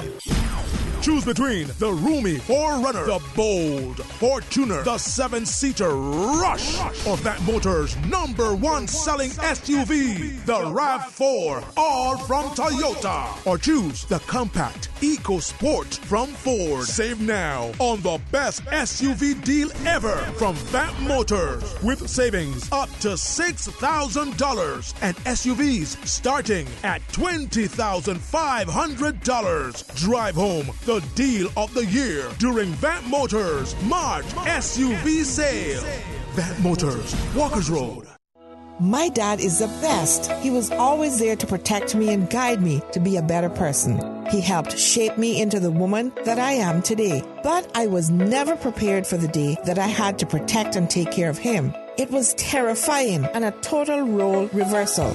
But I will always be there for him like he was for me. When it comes to his medical care, I go where he always did, West Bay Pharmacy.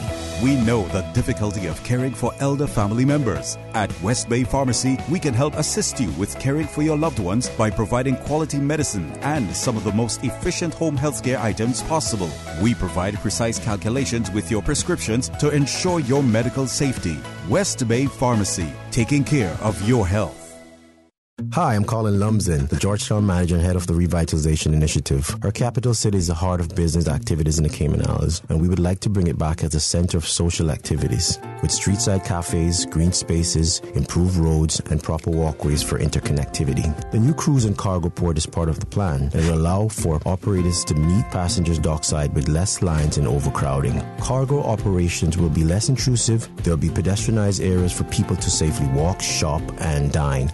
Modernizing the cruise and cargo port is a key element in the efforts to revitalizing our capital city. For the record, with Orrett Connor. Initiating system. For information that matters. For the record, with Orrett Connor. Continues right now on Radio Cayman. Good morning and welcome back to For the Record. In the studio with me this morning, CEO of the Cayman Islands Airport Authority, Mr. Albert Anderson. We're talking about the opening of the airport, but before we actually get into the finer details about Thursday's ceremonies and everything, we want to give you an update in terms of what has been happening in relation to the extension of the terminal, the renovations that are taking place, the occupants there, and possibly even the feedback that you're getting so far from the general public. I can say in terms of my limited use of the airport, since it has been renovated, the additional space is certainly welcomed as well. But I'm going to throw the mic back over to you, Mr. Anderson. Sure. Yes. Well, it was a project that from the beginning, we said that it's going to get worse before it gets better. Mm-hmm. And I think the first year or so wasn't too bad in terms of the impact on the traveling public, because the work was being done on the two wings, on the east and the west side, and just extending out there. So people could see work going on. But in terms of facilitating passage through the terminal, it wasn't a huge impact. Towards the end of 2017 and into 2018, then we started the renovation of the existing building. And that's when we started to constrict space, and the travelling public, I think, felt the pinch a bit more then. And we apologized for that. We apologized for it then, but there was no way around that. I think overall, though, at the end of the day, with the collaboration of the staff at the airport and the construction team, we managed to keep operations going in a way that we minimize the amount of impact on the travellers. And so we kind of got to the end of that.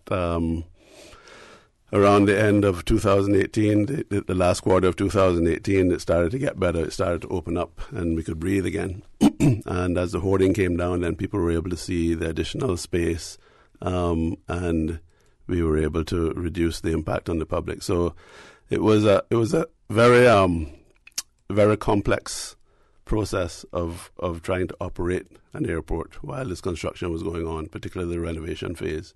And I think we came through it well. I want to commend all of the airport's authority staff who did a fantastic job, just not only working with the changes, but also talking to the travellers and keeping them, giving them a shoulder to cry on, if I want a better word. Excuse me. So I want to commend my staff, but not only that, the airport partners we had, and at the airport there's a little community there of partners with the airlines, the concessionaires, immigration, customs, and so on, and they all pulled together to help us to overcome the bad part of the project. We're now on the better side, and everybody's feeling a little bit happier. Now, I know that there have been some questions in relation to the concessionaires, and some people were actually surprised, not knowing. I know people who were traveling and had intentions of buying something in a duty-free store and got inside and realized, oh wow, no duty-free store, nothing to buy. Where we are, where are we with the concessions? Yeah, so unfortunately, when it came to the refurbishment of the departure lounge, there was no option but to shut down the concessions, and we worked with it right up until the last minute. And then, we let the public know that there would be no concessions in the airport. Then we went through the bid process, and we got the results of that, and that's been being implemented as the departure lounge, as different parts of the departure lounge were complete. So we now have two stores that are operational. I think it's Island Companies and Tortuga. Okay. And then in the next month, we'll see some more coming on, particularly in the food court. We have Subway and Wendy's coming in the food court. Okay. The Brew Hut, which used to be outside the front check-in, are now in the departure hall. And then we're going to have Jake Scott and Tortuga liquor stores opening up, hopefully, over the next month or two. Excellent. Now, there were some people who, during the construction period, were complaining about things like covered walkways, and we would always, say to them, because it isn't there now doesn't necessarily mean that it's not going to be there. I see now that there are covered walkways. There are many amenities for the traveling public that were not there when the construction was going on. Yeah, sure. We have covered walkways on both sides. We always had them on the air side, but we've extended them down so that you're covered just as about to all the parking pits. And then on the land side, in the front of the terminal, the sidewalk is now covered as well. So the public can now get protection not only from the rain but also from the sun on both sides of the airport. So I know that a number of people wanted us to go a bit further with the... I was going to raise that, yeah. Talking about the rain, what about the jetways? I might as well talk about it because another question will come. The jetways, but I think we made it clear from the very beginning that was not going to be part of this plan, and that we, just to take a step backwards, when we did the master plan, we understood that this was done in 2013, and it was looking out to 2032, and looking at organic growth during that period, organic growth in terms of passenger throughput. And it was going to be very expensive to add jet bridges to the existing terminal which was only a single-story building for the most part. And so the master plan calls for, it also identifies a space for a new greenfield terminal down the road. 2032 is the line in the sand for that, but it also said, look, if certain things change, you may need to do it earlier. And those certain things were, if the growth was not, if it increased more than what it was, what the trend was at that time. And so the plan that we have is that when we do when we do a new terminal down the road, whenever that might be, we would include the jetways. In the meantime, we try to make it as comfortable as possible with the covered walkways. We're also looking at other options. You've seen some new, some new boarding. You've seen some new boarding, not stairs, but ramps being used by Cayman Airways and some of the other airlines. And we are also looking at other options for people with mobility issues in terms of getting them onto and off the aircraft. So it's not that we're ignoring that issue, but the jet bridges just is not feasible at this particular time. Now you talk about future plans in terms of expansion and possibly even a new terminal. The whole aviation industry is always evolving. You travel to JFK, you travel to Miami International, which more people are familiar here in Cayman with Miami International Airport. And there's constantly work going on in the terminal. Not only the terminal itself, but its environs also. Sorry, the roadways and everything else that's happening. It is a dynamic process. It is, and I think we got into a bit of a bind where we hadn't done too much for many years at the airport, and we got kind of behind the game. But I suspect that you'll see development going on at Owen Roberts International Airport for some time, because we can see just since 2014 that what I spoke about earlier in terms of organic growth, we saw some step changes in 2014 again last year, and possibly even this year, because we've seen growth in January or February of this year over last year. So things are changing rapidly, and so we recognize that, and we will be refreshing our master plan during the course of this year, so that we understand what we need to do to keep pace. Okay. Now, for the benefit of the environmentalists amongst us, you spoke about the ponds and filling those ponds. I know at one point in time they were occupied by iguanas as well. We know what should happen to them, right? Unless they're blue iguanas, we know what should happen to them. What about, are you intending to relocate, like if there are hickeys in there and stuff like that? What plans are being made with conservationists to do that? Of course, any of the wildlife that lives in the ponds, we will relocate. And the birds, obviously, they will relocate themselves. Yes. For the most part. But those ponds have been there for a long time, and if you recall, they used to be like what we call bulrush back in the old days, which were removed in order to again deal with an obstruction issue at the end of the airfield. So the ponds were effectively man-made to a certain degree, and they became the habitat of some of the wildlife. I think there's some hickeys and terrapin and so on in there. So we will relocate them, but we have to fill the ponds, and it'll be done in a way with the correct material and to the correct standards, so that if and when we extend the runway beyond the ponds, it'll be able to support that. Okay. We're going to take a commercial break. Folks, please stay tuned. The conversation with Mr. Albert Anderson, the CEO of the Cayman Islands Airport Authority, will continue after this short break. The Rotary Clubs of the Cayman Islands, Rotary Central Cayman Islands, Rotary Club of Grand Cayman, the Rotary Club Grand Cayman Sunrise, along with other valued community partners, look forward to the completion of the Rotary Children's Schoolhouse at the Queen Elizabeth Botanical Park in East End later this month. New leaves, new pages, new sightings, new sounds. Rotary Cayman Islands, inspiration to the next generation. This Easter weekend, the Cayman Islands will welcome the rest of the Caribbean, and you do not want to miss it.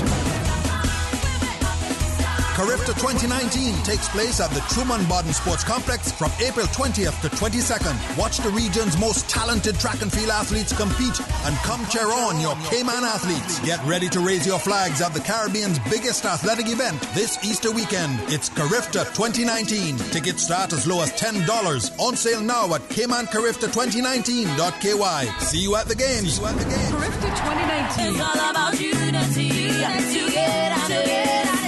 Get your tickets now at CaymanCarifta2019.ky. Brought to you by the Cayman Islands Government, CUC, Salt Technology Group, the Cayman Islands Athletic Association, DART, Miracle Broker, Maples Group, Pinnacle Media, World Gym, and Radio Cayman. At Seaboard Marine, customers often ask us questions about their shipments. Hi, I'm thinking of buying a car from the States. Which port do you ship out of? Hi, we ship out of Miami, Houston, and Brooklyn. Just let us know your port of choice and we can provide you with a quotation and answer any questions you may have on insuring and protecting your vehicle during its journey. Shipping shore to shore, Seaboard. Hello, I'm Joseph Woods, the Acting Port Director. Our port facility is the hub of the Cayman Islands commerce and economic activity, handling $658 million in imported goods annually. From groceries to construction materials, all sectors of our economy depend on the port. But it is now 40 years old. Its infrastructure is degrading, and we feel the strain from insufficient space for both cargo and cruise operations. The time is now. A new expanded port facility is needed to allow both cargo and cruise to operate efficiently and to support our island's continued growth and development. Support the port, support our tourism, support Cayman's continued growth and development. The Tuesday and Thursday edition of The Business Buzz is brought to you by Cayman Medical Supplies, providing quality pharmaceuticals, medical supplies, and consumer products to healthcare providers, retailers, and ultimately the patients at a reasonable rate in a friendly, caring, and timely manner. Cayman Medical Supplies is located at number 93 Smith Road, Windward Center. Telephone 949-6211. For the record, with Orrett Connor. Initiating system. For information that matters. For the record, with Orrett Connor. Continues right now on Radio Cayman. Good morning and welcome back to For the Record. It is my pleasure to have in the studio with me Mr. Albert Anderson, CEO of the Cayman Islands Airport Authority. We're talking about the official opening of the expanded airport terminal on Thursday, but at the same time, we're also giving you some background information on the work that has taken place so far, the work that will continue to take place. So if you have any questions, any observations, you're certainly free to call in. Don't wait until 5 minutes to 10 to call in, because there simply won't be enough time then. And I'll remind you of the numbers that you can call. You can call us on our toll-free number provided courtesy of Flow. That toll-free number, 1-800-534-8255. You can also call us on 949-8037, 949-6990. Email us at For The Record. That is one word, For The Record, at candw.ky. WhatsApp us on 925-3261 as well. Mr. Anderson, I know that there's additional information that you want to get out to the public because, questions have already been muted, and sometimes the press hasn't been all that helpful in terms of explaining things to the public as well. I just want to talk a little bit about runway extension because when we issued an RFP the other day for the works we just spoke about, and the runway extension part of that is very small. The bulk of that work is actually the strengthening of the runway, which involves completely resurfacing the existing runway. So as far as extension, we're really just going to be extending about 400 feet to the west. And we had some questions about the roadworks that are going on at the west end of the runway. And I think some people may have been confused as to whether that road was going to be closed. The road is not going to be closed. The NRA has been very clear that they need that capacity for the time being. And so the road won't be closed. And as far as the runway extension, it will not affect arriving or aircraft that are landing. The runway has a defined touchdown point at both ends, but the one at the west end will not move.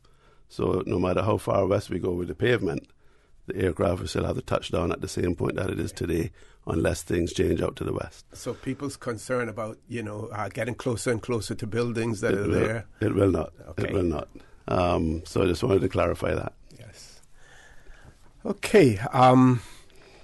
I know people will have questions, and this has been politicized about the overruns, cost overruns. We won't go there simply because that's something I believe for the ministry to deal with. Despite the fact that most of the funding for the airport refurbishing and everything is all being done through the Airports Authority. Yes, was so the funding for the airport was based on the passenger facility charge, which is a fee that's charged on your tickets.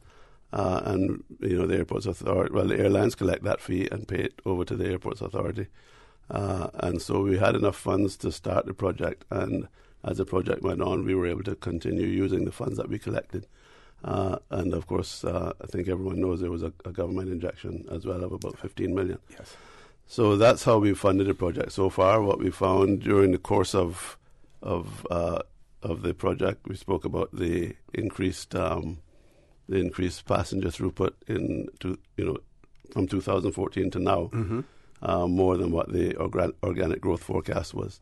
So therefore, we found ourselves with a bit of extra funds, and there was some deliberate decisions made by the board to add some things to the plan that were not there before. Things like strengthening the type of glass that were being used in the structure to make sure that it was it went from £9 to £15, which I think means something like from Category 3 to Category 5. Okay. And other things like that, just to make sure that we sort of had a structure that could withstand hurricanes and that could provide the type of service that we want to be able to provide at the end of the day. So yes, there were some changes, and most of that was done with a particular objective in mind and deliberately done to achieve those objectives. So for those persons who have concerns that at the end of the day there will not be a full public accounting in terms of the whatever cost overruns and what the final cost of the project is, how can you allay their fears? There will be a full public accounting. The Auditor General has made a decision to do an audit of the project midway through, and I think everybody, the results of that have been made public, and there will be, I'm sure, there will be another audit done at the end of the project, and once the final accounting for the project is done, it will be shared, and everybody will see where the money went. The money that was spent on this project, I have no problem saying that it was money well spent. I think we have a facility that we can be proud of as a country. It's comparable with any other airport anywhere in the Caribbean. And as a people, we can hold our heads high and be proud of what we have. Okay, let's talk a little bit about your efforts to employ Caymanians and get Caymanians involved in the aviation industry from your standpoint. Sure. So that's been one of the things that I'm a very firm believer in.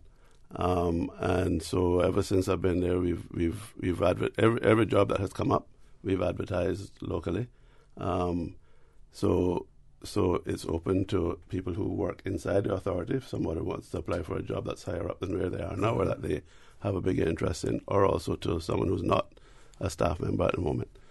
And so we've had a few jobs where we've had to bring in some expertise, and understanding that the airport industry demands quite a bit of aviation expertise that's not always available in the Cayman Islands. Yeah. So, but every time we've done that, we have identified a local person to understudy, to get trained, with the eventual goal of taking over from that person. A good example of that is our Chief Airport Operations Officer role, which we brought a person in 2015 to do that role. And at the same time, we started a process of identifying internally who could understudy him. We now have a person trained up, Mr. Wayne DaCosta, who went off to the UK, did a master's degree in airport operations, and is now back in the island. He's the Chief Airport Operations Officer designate, and it only remains now for Civil Aviation Authority to approve him as the Chief Airport Operations Officer. The same thing is happening. I've heard a lot of discussion recently about air traffic control. Yes. So we had a number of controllers who left the service at the Airports Authority over the past year or 18 months. And so we found ourselves in a bit of a bind where we were below the numbers that we should be, which meant that our existing controllers had to work longer than they normally do. It's already a stressful job as it is. It's already stressful jobs, and controllers are under the same sort of they're under the same guidelines as aircraft pilots almost. And so there's only a certain amount of work they're allowed to do before they have to have a rest. So in order to fill that gap, we don't have any trained controllers waiting in the wings, or none that applied for the job anyway. And so we decided to bring some controllers in from overseas, and we have four in place now. They arrived about a week or two ago. But at the same time, we were hiring local trainees. So we have 4 local trainees on board now. We had one before that who came back from training in December. And those 4 trainees will go through some local familiarization before they're sent off for training. And then when they come back, there's a process for them to go through before they get licensed. The overall thing takes anywhere from 2 to 3 years for them to get fully up to speed, where you can leave them alone on the desk to manage flights. So the overseas controllers that we brought in are on 2-year contracts. If we need to extend for a year, we will, just in case the process takes a little bit longer.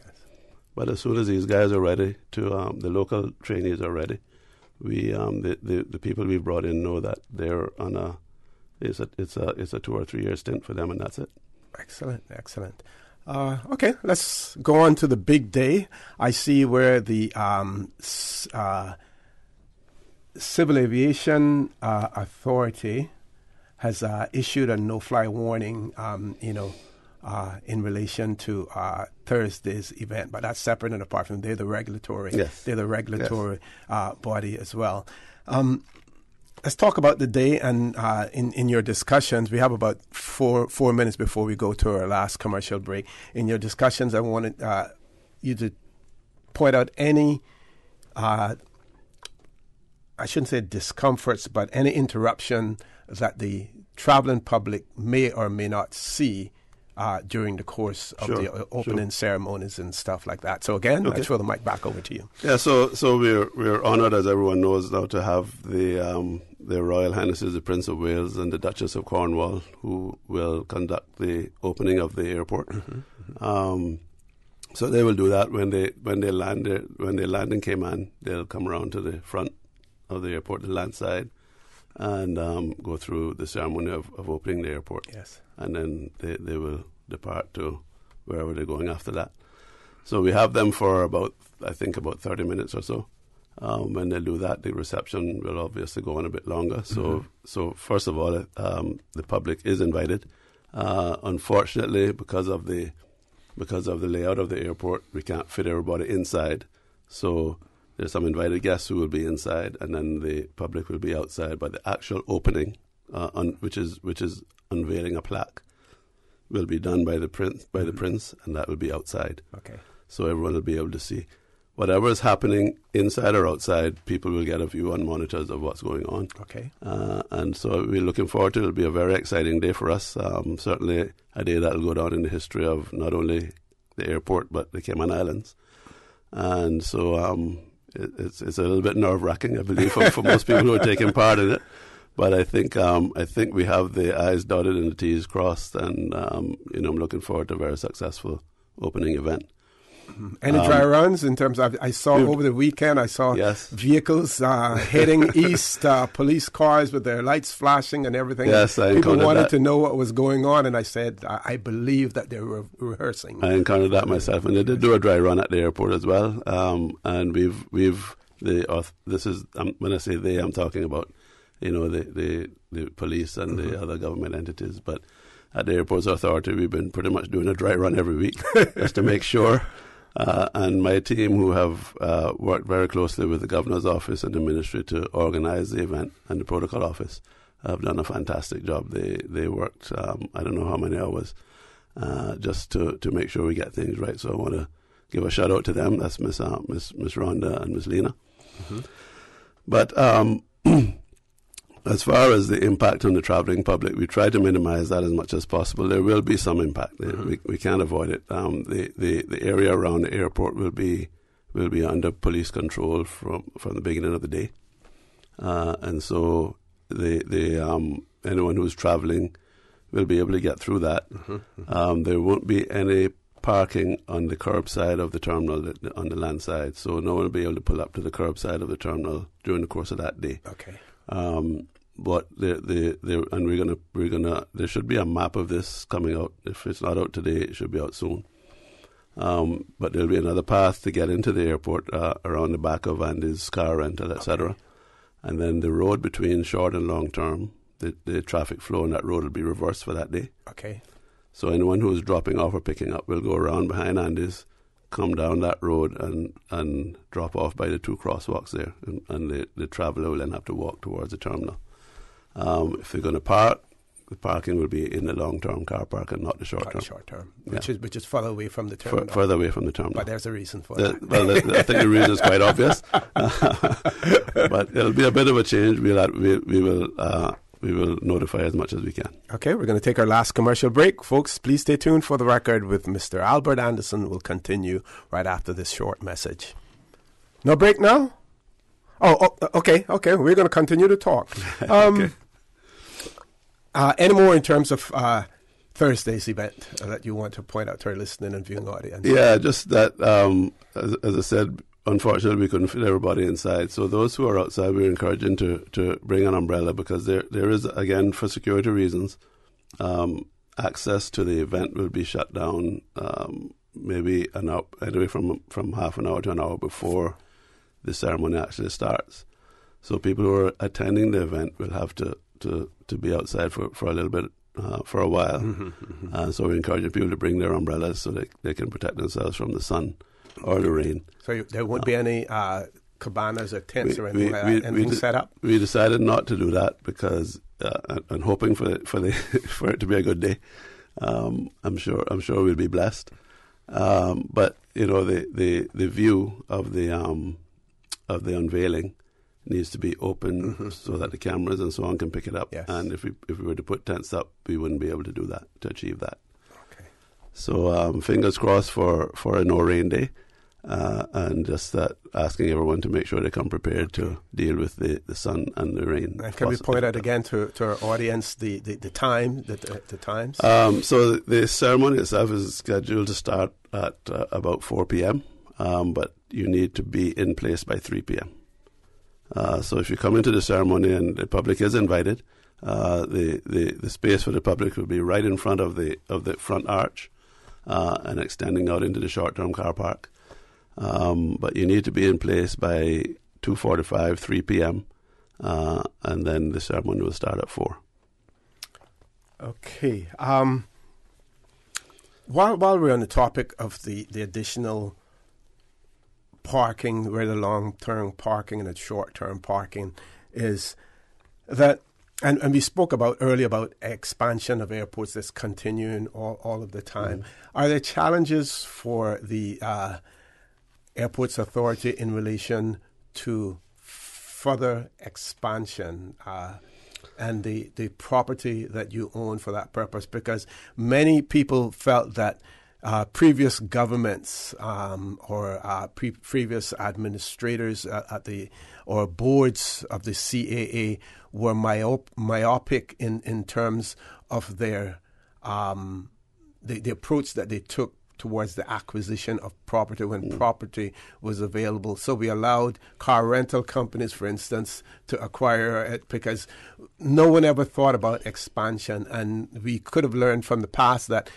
when the terminal was open in the mid-'80s, before we actually occupied that terminal, We had already outgrown it. Outgrown it, yeah, absolutely. You know. So are there still challenges in that area for you? There are. Today we're okay. We're already looking for more parking space. But I think to be realistic, looking down the road, we will need more space to the north and possibly to the south. Mm-hmm. And so, we're now talking about how we can achieve that. Okay. Yes. Or go to elevated parking, maybe? That's a possibility, although, as you be aware, that's very expensive to put in place. But it might be that we have to go that route. And it's not just about parking; it's about ancillary services around the airport as well. And so, we recognize that there's an issue there, and we're starting to talk about how we can start to address that. Okay, we have a caller. Let's go to the phone lines. Caller, good morning. Welcome to For the Record. Good morning to you, O.C., and good morning to your guest. Good morning, ma'am. Good morning. I would not like to be him at all. But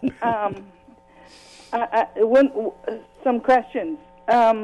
With dropping off and picking up, would it be from very early in the morning, since some flights are very early in the morning, departure time at 7? The dropping off for passengers, would that start from very early in the morning? And do the hotels know about this, or the tour operators, taxis, and stuff like that? Because would be sort of confusing for our outgoing guests, hotel guests, condo guests, and stuff like that. So would that start from Wednesday, or very early in the morning, or even starting from tomorrow? It won't start tomorrow. It'll start on Wednesday, just for the day on Wednesday up until the event is over. This is something that has been put in place by the security services and the police will be communicating about it. I would venture to say that it may not affect those very early flights, because I think people are coming in to check in from about 5 o'clock for those flights. But certainly after those flights have gone, most likely it will be in place. But I don't know the particulars, because this is all being organized by the police. Mm-hmm. Okay, sir. Thank you very much. That was my question, and I hope everything goes very well, because we're kind of excited out here. Thank you. Thank you very much, caller. We have another caller, but before we go to that caller, someone has sent in a WhatsApp message as well. It says, good morning to Mr. Connor, Mr. Anderson. Is it possible that the airport could have a space in the departure lounge for itself, introducing things Cayman for travelers or visitors and locals to see? Not things that would be for sale, but just introducing artifacts and antiques of the old Cayman. It says these items would be displayed behind glass cages, like how it's done with perfumes and jewelry. It would be very interesting. Would be a very interesting first-hand look at the way we were. Okay, if they're talking about just displaying and not selling, yes, we are. I wouldn't say necessarily just the departure hall, but in the terminal in general, we are developing an arts program with the help of the National Gallery. But this program is expected to put on display a lot of things about the old and the new Cayman, and that program we're now recruiting for a project manager to run that. We want to do it the proper way. And to us, the proper way is let's get out there and have people put proposals in, and then we'll have a team of people who will decide which ones are in. It'll include permanent displays as well as what we call rotating displays. So it'll be up for maybe 6 months, then something else comes in. So that is the plan, and it's not going to be off the ground day one, but that is where we're going to head to. Okay, we have two callers. They're going to be the last two calls for the morning. We're going to ask each caller to be as brief as possible, because we have maybe about 5 minutes left. First caller, good morning. Welcome to For the Record. Good morning, and I just want to ask a question as a frequent flyer. Sure. I just wanted to know how we're going to get a taxi from the dispatcher. As it is now, we come out of the arrival hall, we exit the airport, we go down the sidewalk to the left, and then we cross at the pedestrian crossing, which is ahead of the taxi dispatcher, and then we walk back with our luggage to the taxi dispatcher.